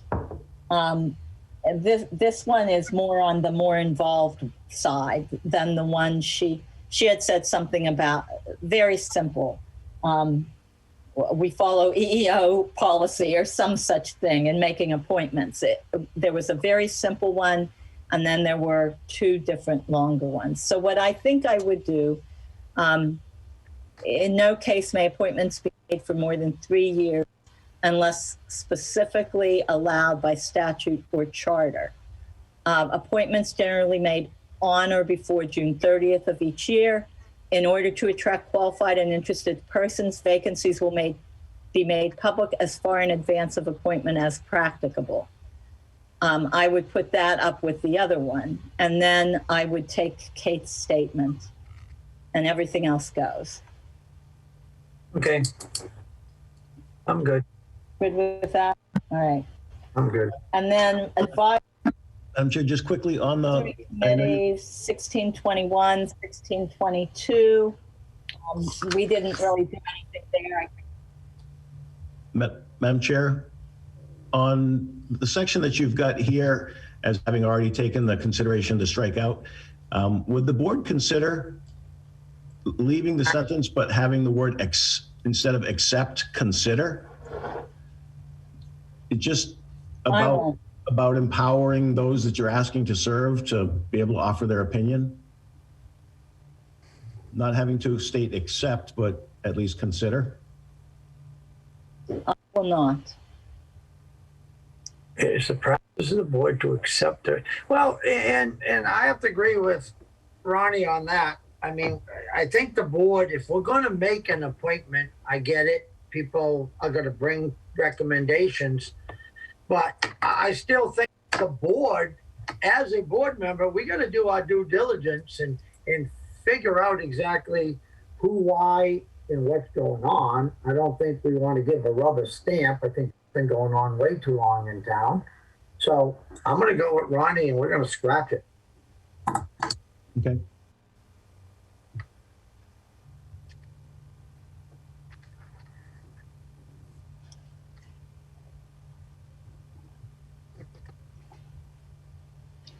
I think that we didn't make any changes to 1622 other than formatting. 1623, I don't think we made any changes there. But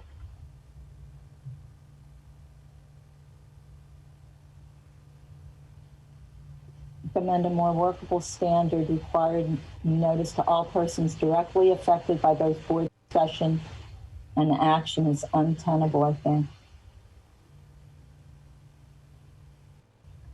These are not changes that we made. Yeah, that's just Adam saying he thinks that paragraph is not tenable. It's not workable.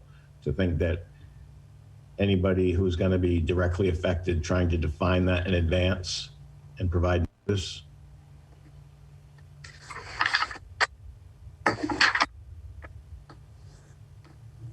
That was already in there.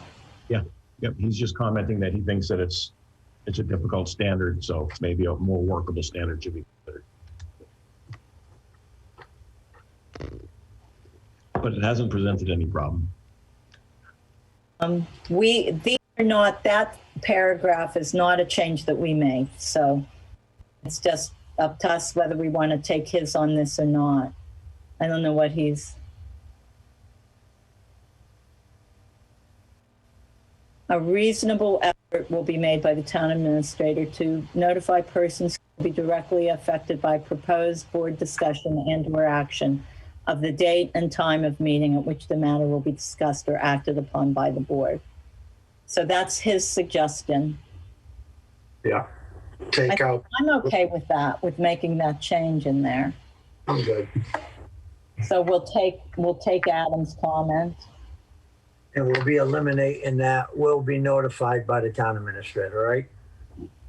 Yeah, because he put in a reasonable effort will be made by the town administrator to notify.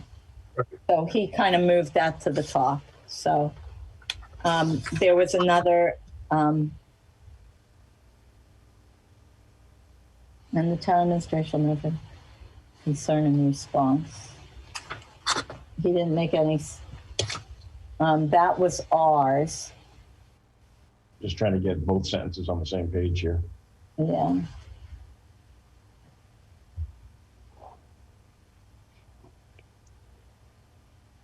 This is 23.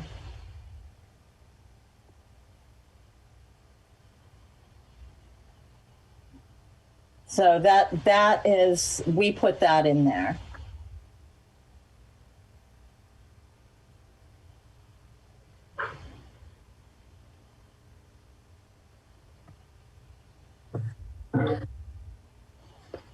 So do we keep that change?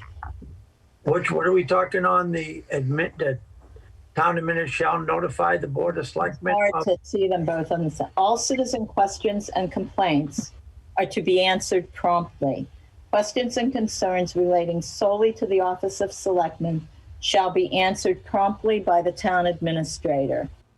We added, and the town administrator shall notify the board of selectmen of the concern and response. Yeah, that's good. I'm good with that. That's going to happen by default now because I have to wait 2 weeks for a meeting of the board of selectmen before I can address it anyway. Well, like we said, Jim, we may visit this again.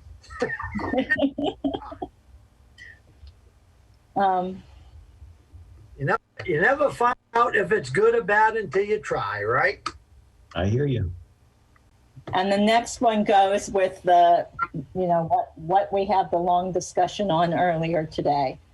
It kind of all fits together.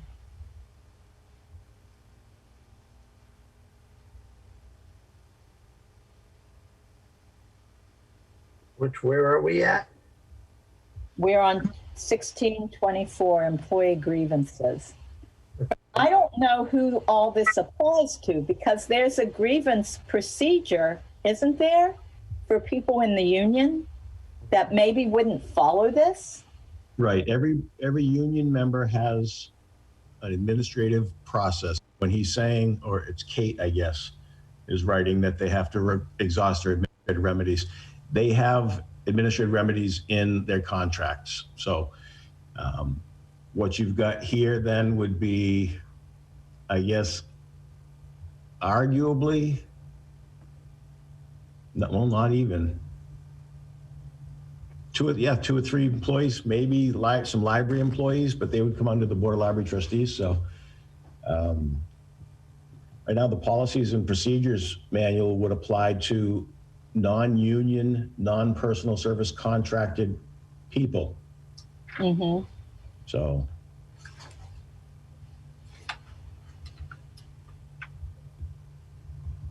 In the,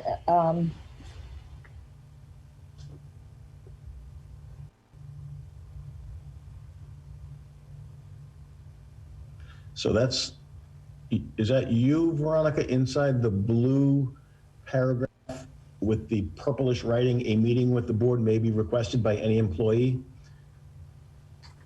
Yeah, I think so. Let me see here. 1624.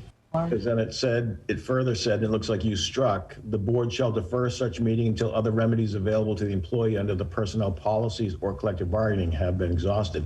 So that's what Kate is saying. If you strike that section, your purple strike through in her blue paragraph, you're leaving it ambiguous as to what an employee has for rights. They can either come at a grievance they have through their collective bargaining agreement or under the personnel policies. What it says before striking that out is they have to use they have to exhaust all of their other remedies, whether it's their right under the personnel policy or collective bargaining agreement, before they come to you. This just opens you guys up to be a court of first resort, I guess.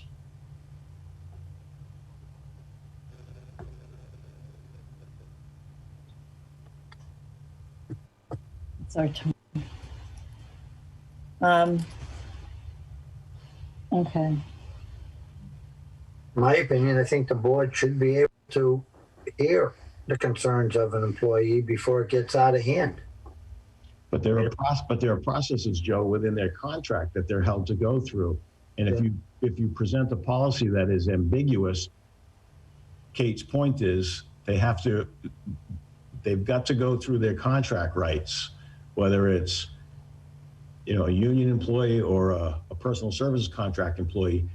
You have that language that's been negotiated by the board to provide a process to have grievances resolved. You, in essence, gut all of that structure and work by having a provision like this that says if an employee is feeling aggrieved, they can come directly talk to the board. I think maybe we should take Kate's recommendation on this. Yeah, I think so. If it's a grievance. Yeah. Yeah, because you're going to get punched back because we're negotiating contracts right now. This is just going to bring it up. I think go take her recommendation. Take Kate's recommendation on this. Yeah.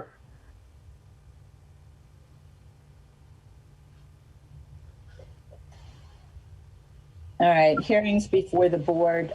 Adam struck generally on that. And That's funny. he said Sometimes there's no we'll follow the law, sometimes we won't. Yeah. Inspection of public records.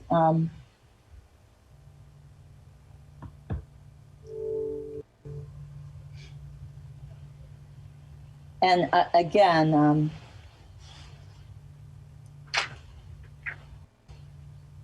inspection of public records. We didn't make any changes to this section.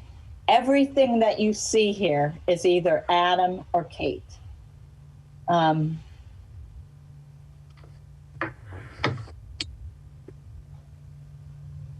So Adam struck the first paragraph.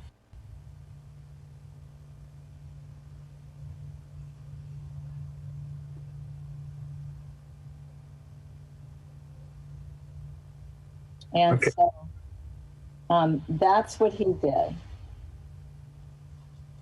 And then Kate, every person has the right to inspect or receive. Every effort shall be made to provide such public records in a timely fashion in accordance with the applicable laws, including but not limited. This is all Adam's writing. He put in the red stuff in the second. So he struck the first paragraph, added the red stuff. Then Kate says, I remind the board that town employees may have different rights to records that are not necessarily public. It allows employees broad access to records. This other general law allows employees access to their own personal records. Case law may entitle employees access to records in defense of personnel matters. And I think you're covered there, Veronica, because it says in accordance with the applicable laws, including but not limited to. So when she cites 149 and 150E, covered by in accordance with applicable laws. Applicable law. So we keep the second paragraph as written Yeah. by our esteemed attorneys, and we strike the first paragraph, and I'm good with that. We made no changes to this, Joe and Wayne. We didn't change this at all. This was Adam and Kate going crazy and enjoying reading the words. So we had just left that exactly as is. All right, departmental meeting and reporting. I don't think we made any changes there except taking out the OML. And I think that we are done. We are done. We need a motion here to accept what we just did, didn't we? Don't we? Right. So what we need, so I got all this also from Kate and Adam. We went through each of them. So we need to approve the document as amended. So we need a vote to approve the document as amended.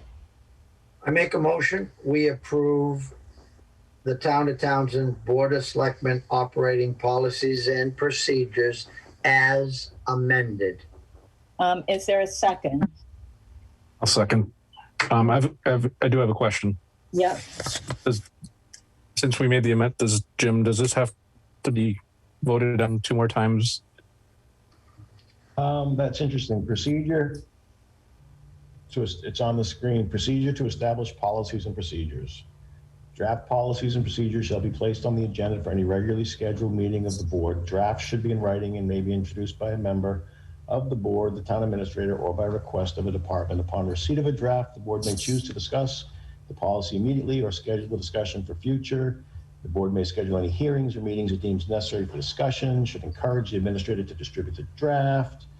The board shall not vote on a policy at the same meeting that it is first introduced. This rule may be waived if the board unanimously votes that prompt action is necessary or prudent.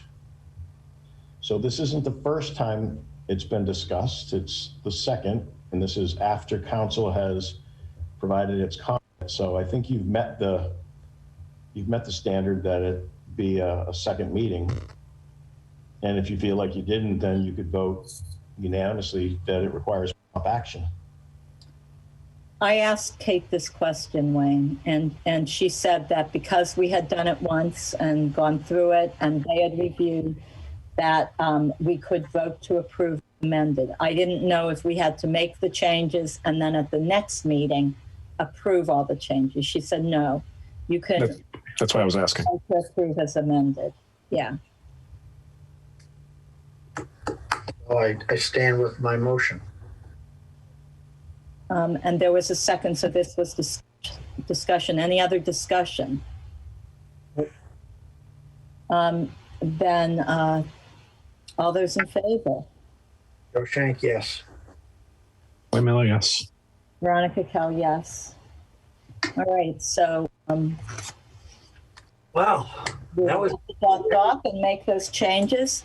Now, we do have the matter of section 1606, which is what we voted last time. And so what I'd... Pull that back up again. I took it down. I'm sorry. Yep. So 1606. Which is the support staff. Right. The change in reporting structure there.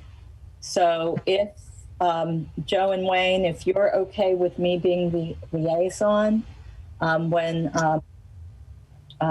Carolyn is back after the Easter holiday, I will sit with her and Kate to discuss how this is rolled out.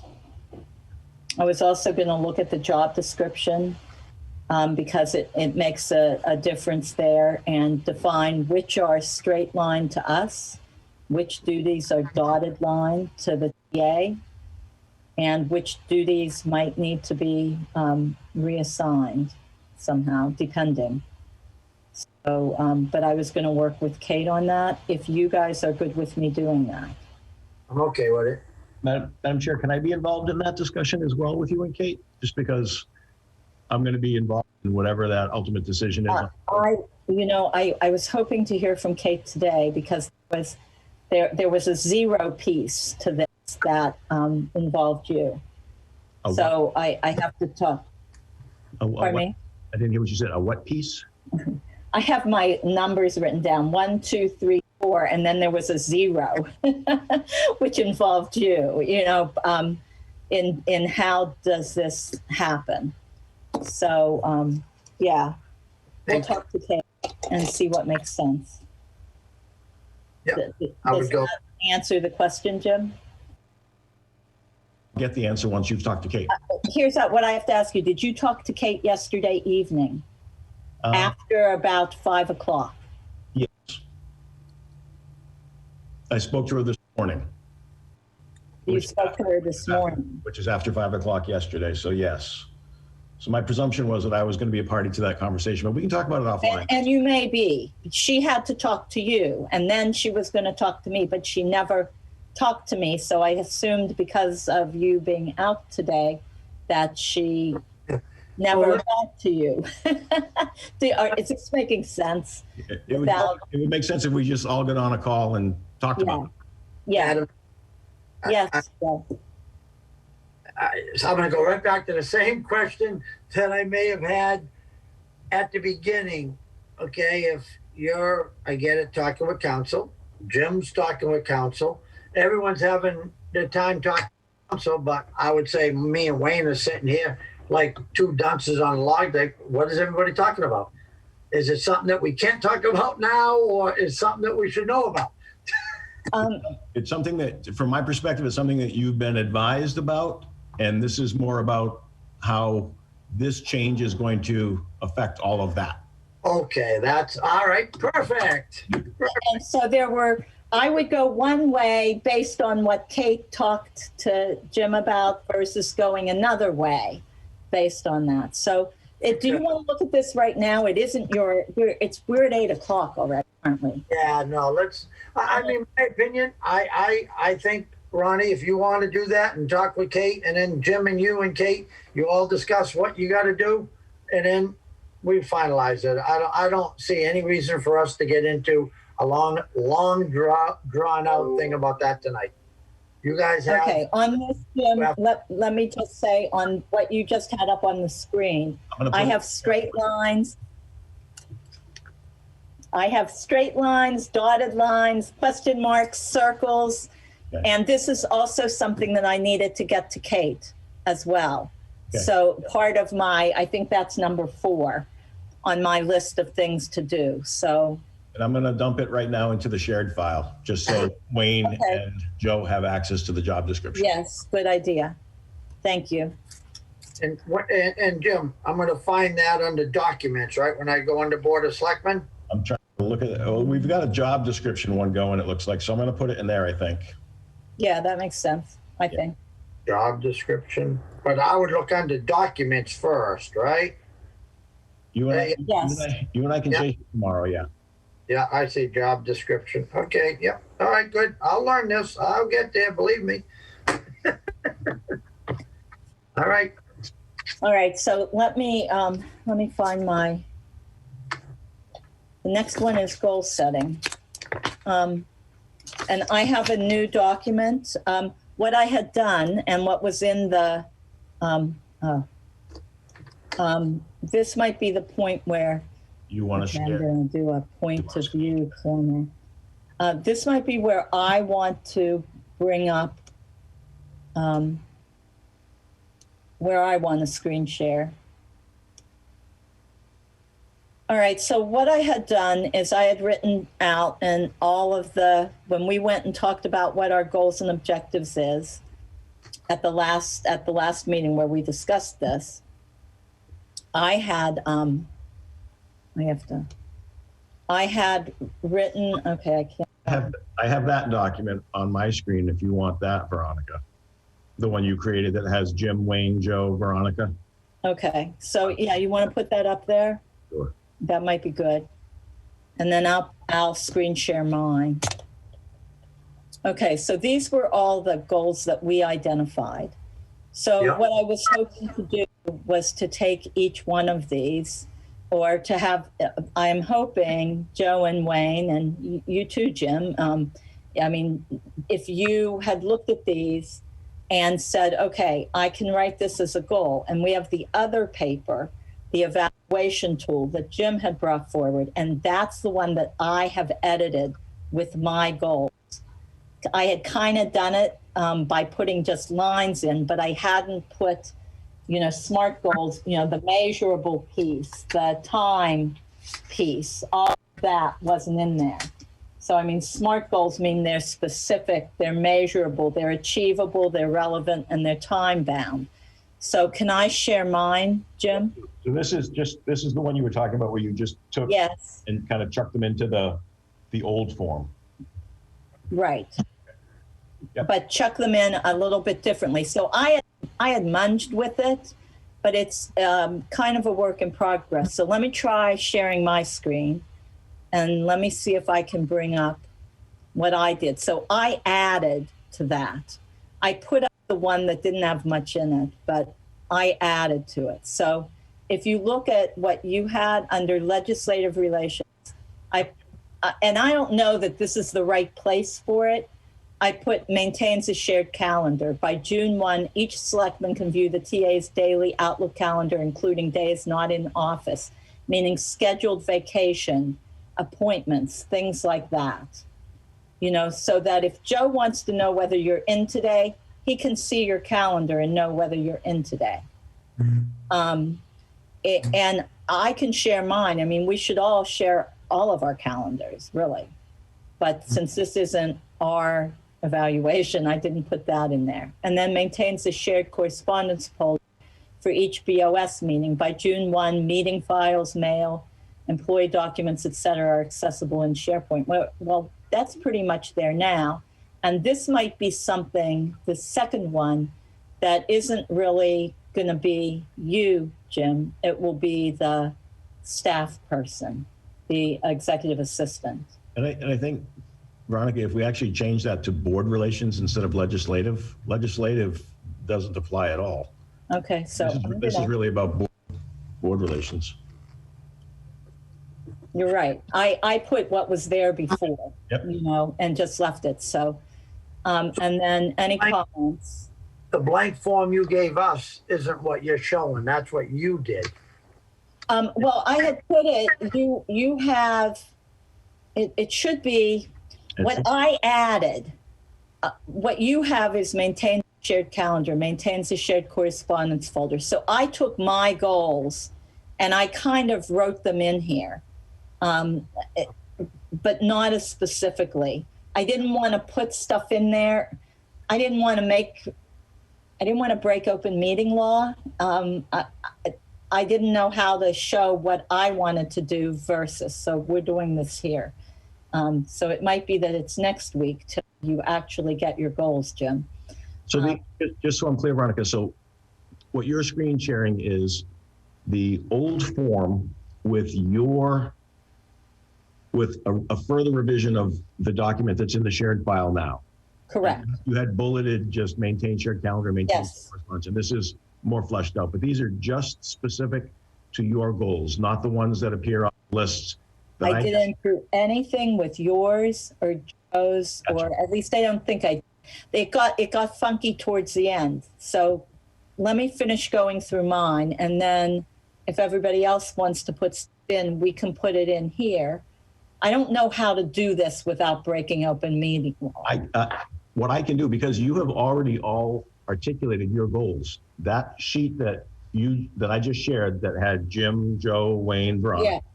I can roll all of those into this form you have on the screen. If you email me this in Word, so I don't have to retype it, Yeah.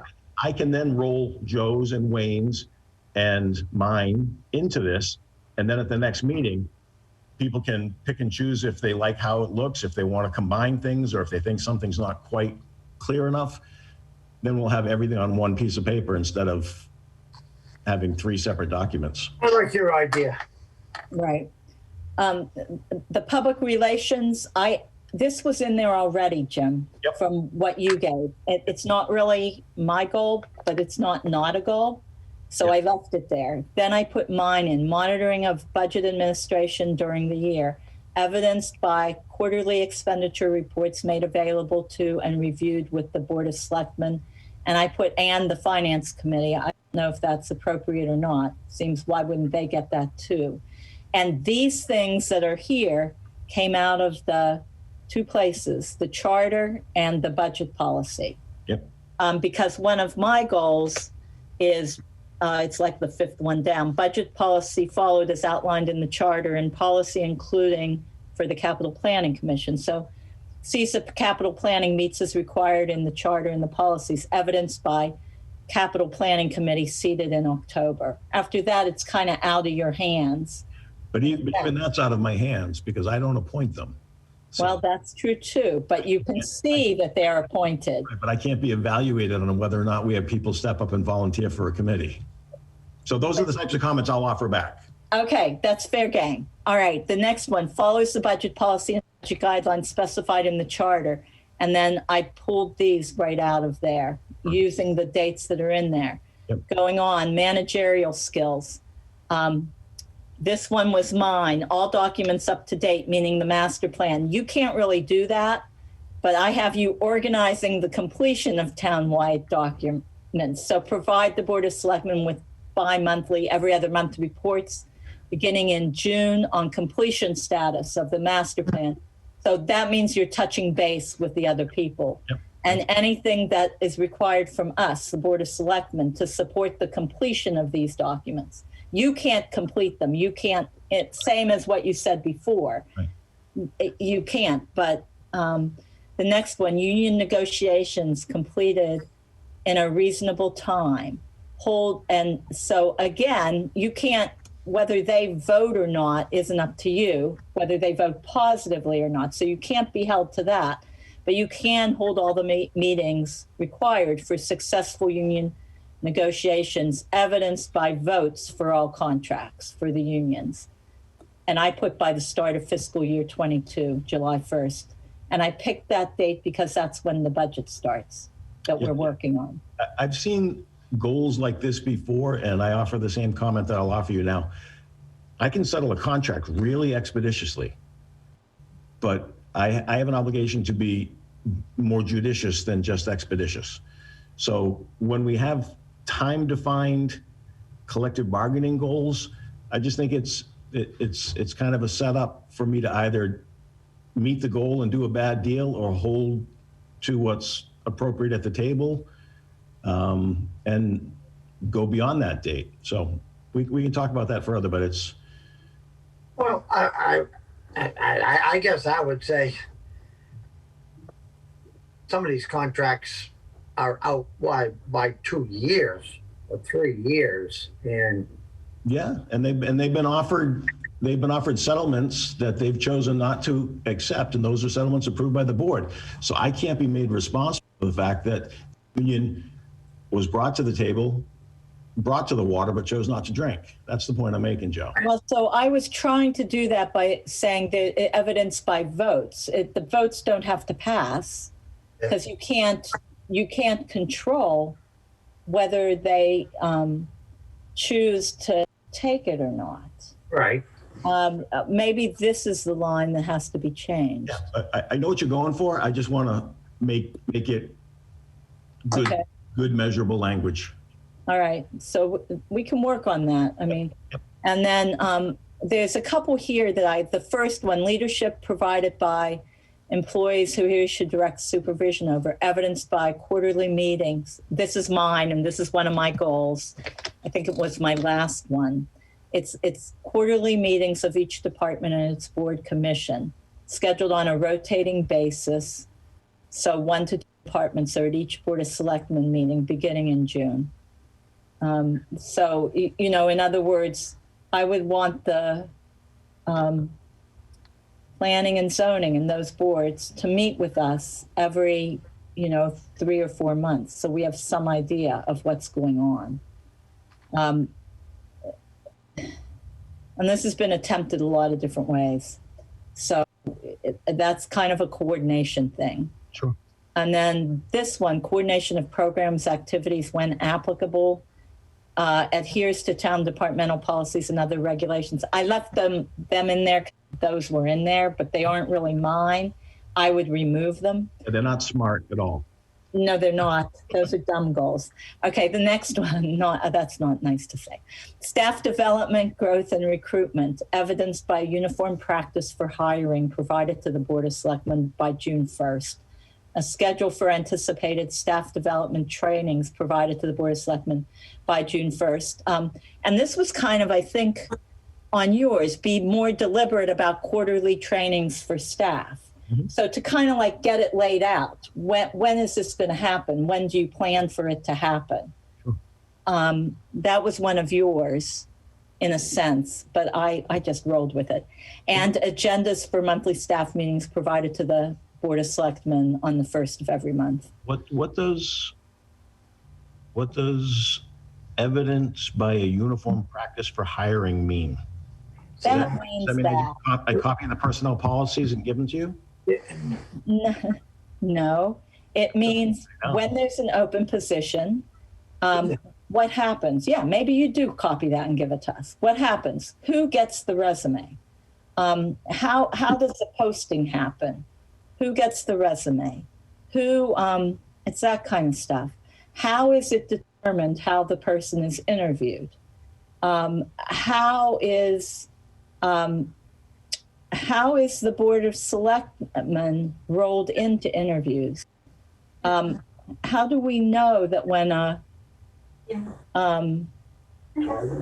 that's what I'm getting at. How do we know when a candidate comes to us that they meet all the qualifications? I really do appreciate Chief Sartell sitting down with us and explaining the process that he's gone through in the hiring. So for all of those hires, I know exactly what has happened and have for pretty much everyone he's brought forward, whether it's, for a patrol position or a clerical position, or that might not be the right, any staff position that he's had, he's explained his process.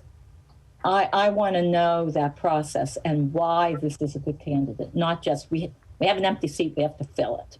That's all there is to it. We're just looking for anybody. I hope you don't think that that's what's been done.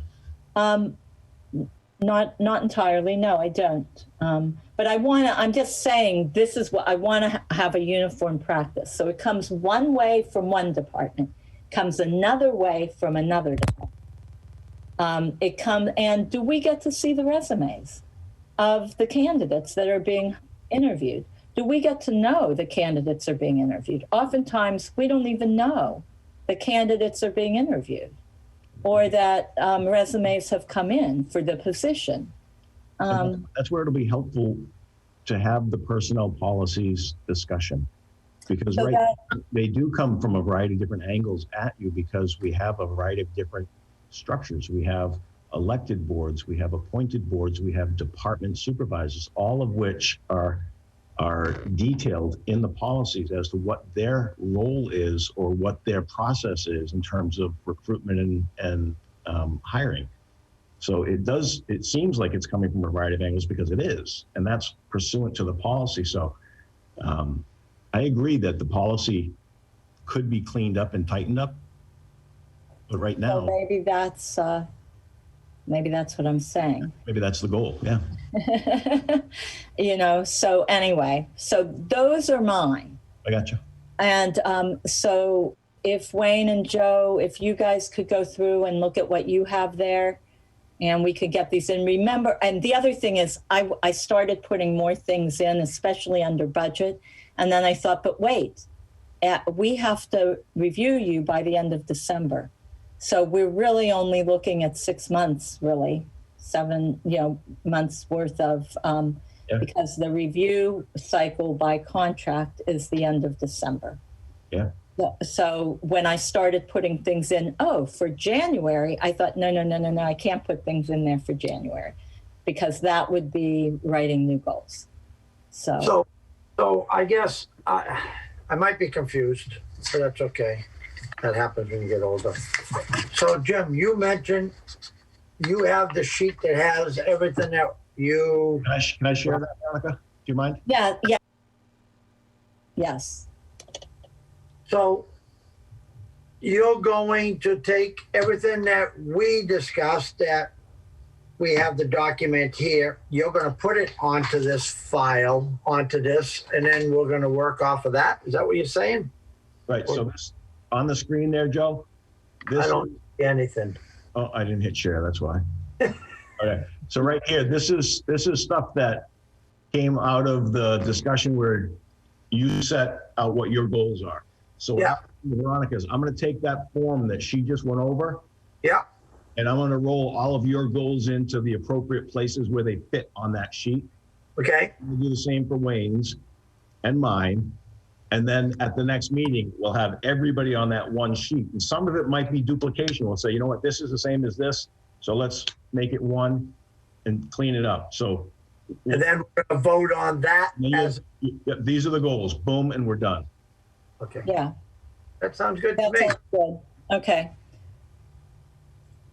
All right, so Jim, I need to send you the doc of, do you want both docs? Goose? Duck, goose, sorry. It is getting late, 8:45. It is getting late. So the goals, do you want the goals as a doc? And do you want the eval as a doc? Great. I mean, I could cut and paste out of the PDF, but if you have them both in doc, that's fine. Okay, I'll ship them both to you as a doc. Or just put them into the file, into the SharePoint. I can do that. I will put them in the SharePoint. What am I putting them in under? The new folder you're creating called Evaluation Goals and Objectives. You're getting complicated with all this high-tech stuff, you know. It's supposed to make it easier, and I think it will. I think it will eventually, once we all figure out exactly where we're putting stuff where, when, and how to print it. Just believe me, I use this every day. Oh, Wayne, you use it all the time? My boss called me an expert today, so I guess I must be pretty good at it. Oh, good. So let's break all protocol and let's have a meeting so we all can learn how to do it. Right. All right. The session for that. All right. So let me look at. So are we done? Is there anything? So I have to give you the docs. Yes, and Yes. we're good with that. Let me just look at the next meetings.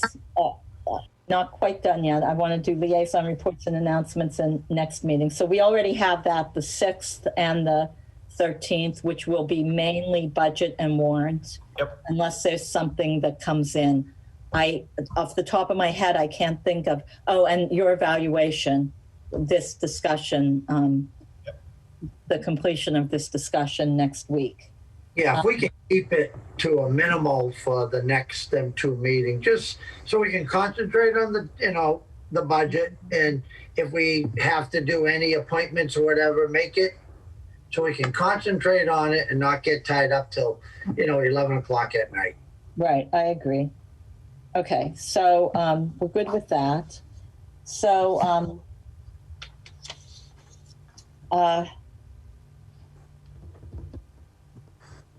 I guess my only other question is liaisons. Any liaison reports, announcements? I have one, but do either of you have anything? I think I covered mine before. Okay. Yeah, a couple of the departments, and they're just happy to see someone is a ear that they can at least vent to and move forward. It's just at least they're seeing somebody from our office, and they're happy about that. Okay. I was a couple things. I already said we submitted Wild and Scenic today for that grant, the community grant. Hopefully we'll hear about Shared Streets. I'm hoping this week, but it says April. They don't really give a date anymore on the website. So there's that. And also I attended Conservation Commission as a liaison last week. I got on earlier. I knew we were going to talk about wild and scenic. I just didn't know when because it wasn't in the agenda. And I have a couple concerns about, I guess, interpretation of regulations. So I guess what I want to know is, I'm debating exactly how to do it, but I'd like to talk to the Conservation Commission at some point to see. I think we need to have an overall, what are the goals and objectives for the town? What are we looking at? What's the overall? I think it'll help a lot to have a land use coordinator in place to do that. But what I heard was that there is no 35-foot buffer in this town. And that was news to me, that you just have to have it on a plan. And that other than that, it's nothing. And so it concerns me, that's all. May I say something for a minute? So that 35 feet, I will say, I'm a little confused on it also, but I built the subdivision in the harbor, Madison Ave, and that was one of the requirements that as a builder, we had to show the 35 foot. It was kind of just, I don't know how you'd say it, just common sense that, well, we got 35 feet, you can't be there, you can't touch it, can't do it. And I'm not sticking up for conservation, anybody, nowhere in there, I don't think I ever seen a regulation says you can't, but that was something they made as builders show on our plans. We had 35, we had 50, had 100, the 200-foot Rivers Act. So I actually, since I heard, Karen Hill mention this to me the other day, I pulled out some of my old files on that subdivision, and nowhere in any of the regulations back then, because I'm like, well, yeah, there was. Well, there wasn't a regulation. It was just kind of, they wanted to see it. So I don't know for all that's worth. I don't know where that's going.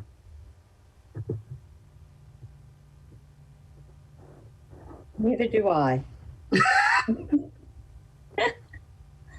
I mean, something I could do is talk to town council and see if he would write an opinion on what that regulation means and bring it to the board. I mean, I don't know where, Wayne, you stand here, but, I mean, conservation's one thing. I think we do need a solid set of rules that we have to abide by. We can't say, well, gee, I want 35 feet, but yeah, this person, we can't near it. But another person may say, oh, gee, well, that's okay, he can go there. And I agree with you that, Ronnie, that we need a true set of policies or something like that. So I don't know if we as a board can say, yeah, Ronnie, we have to make a motion that you go sit in and get an answer. I don't know the legality of that. No, I don't want to do that. I mean, I am the liaison. I sit in. I was just surprised to hear that there is not a 35-foot buffer in town. And it's only something that you have to show on a plan. That's the extent of it. Yeah, so you have the right to make that decision. Especially if you're the liaison, you could go to Adam and you could lay the cards on the table and say, hey, we need just something. And you have the authority to enforce it or not, but. Oh, I don't have any authority to do anything, I don't think.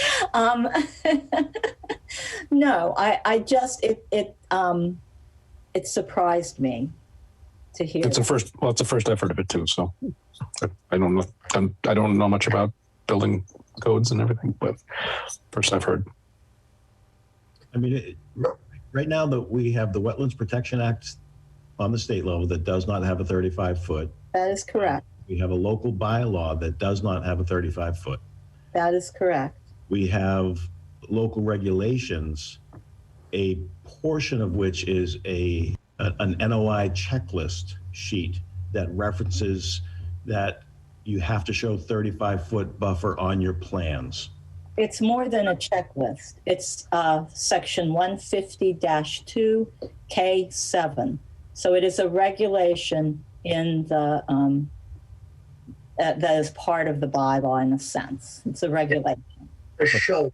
But the question is, do you have to show it, or is it jurisdictional, or, I mean, that's the rub. So then people. Is it on the ground or is it on paper? Right, so Is people. what I'm hearing. So you have to have it on paper, but you don't have to have it on the ground. So That's how I interpreted it. It goes then to the Carolus case from 2009 and whether or not that provides clarity or not to what the regulations state. So that's Apparently in that case, it says that there is a 35-foot no disturb, that regulation is a 35-foot no disturb. And yes, it was in land court, not in appellate court, but. So I think Adam is preparing to be asked to opine. As he should be. So I guess what I would need from you guys is the go-ahead to write an opinion on this, to have town council write an opinion. And then to meet with conservation so we're all on the same page. So yeah, that regulations can all be waived. But what I heard was that it just means you don't have to put it on your plan, or you do have to put it on your plan. Beyond that, it is nothing. That there is not a 35-foot buffer along a wetland or waterway in Townsend. And yeah, it's true. The Wetlands Protection Act doesn't have anything like that because it is intended for all towns in the state, you know, and then each town, cities, whatever. It covers Boston as well as, and we know that there's everything right up to the edge of wet in cities that have. I will say that the conservation, their general practice, their meetings, and I spent many of them throughout several homes I've built in this community, that it was well known as their practice. Maybe shame on me, everybody else, we didn't see something in writing, but it was very well known that you do not go to the 35-foot. That was their talk in all those meetings. That's shame on all of us if it was never law in writing, but that is what they held the standard of everybody in this community for the past 20 years or 25 years. So if they're going to change it and say, well, gee, yeah, it's there, but we don't have to enforce it, I'd be a little disappointed that we're not playing fair across the board. I just, anyway. Madam Chair, may I say something? Let me get Wayne's and Joe's opinions. Okay. I guess I would like. Go ahead and ask for it. I mean, it's going to be. We don't have to discuss it tonight, but it's going to be a topic coming up. So. Yeah. Okay. I think that at this point, so is it okay? I guess I need a vote to get an opinion on what that regulation means. I make a motion. We allow Veronica to deal with town council in regards to the upcoming concerns of a decision of a 35-foot wetland problem. Second. I guess from the board, is there any further discussion? And Joan, I think I'm going to just hold off with this for now and not. Yeah, I don't think we should get into that kind of a discussion at this point. I really don't. It wasn't an agenda item, so I agree. Right. I mean, this was a liaison thing. So that's fine. Thank you. You're welcome. So is there, all those in favor? Joe Shank, yes. Wayne Miller, yes. Veronica Kell, yes. All right, so I will ask Adam to write up an opinion on that. And then we'll see where we go from there. So, all right. Thank you very much. I appreciate it. Do we need a motion to adjourn? Have we done everything? I think we have. Joe, don't ask questions, just do it. Make a motion. Go for it. Wayne. Well, there's a motion. Is there a Second. motion to adjourn? Second. Those in favor? Joe Shank, yes. Wayne Miller, yes. Veronica Kell, yes. Okay. Right. Good night, everybody. Thank you, everybody. Goodbye.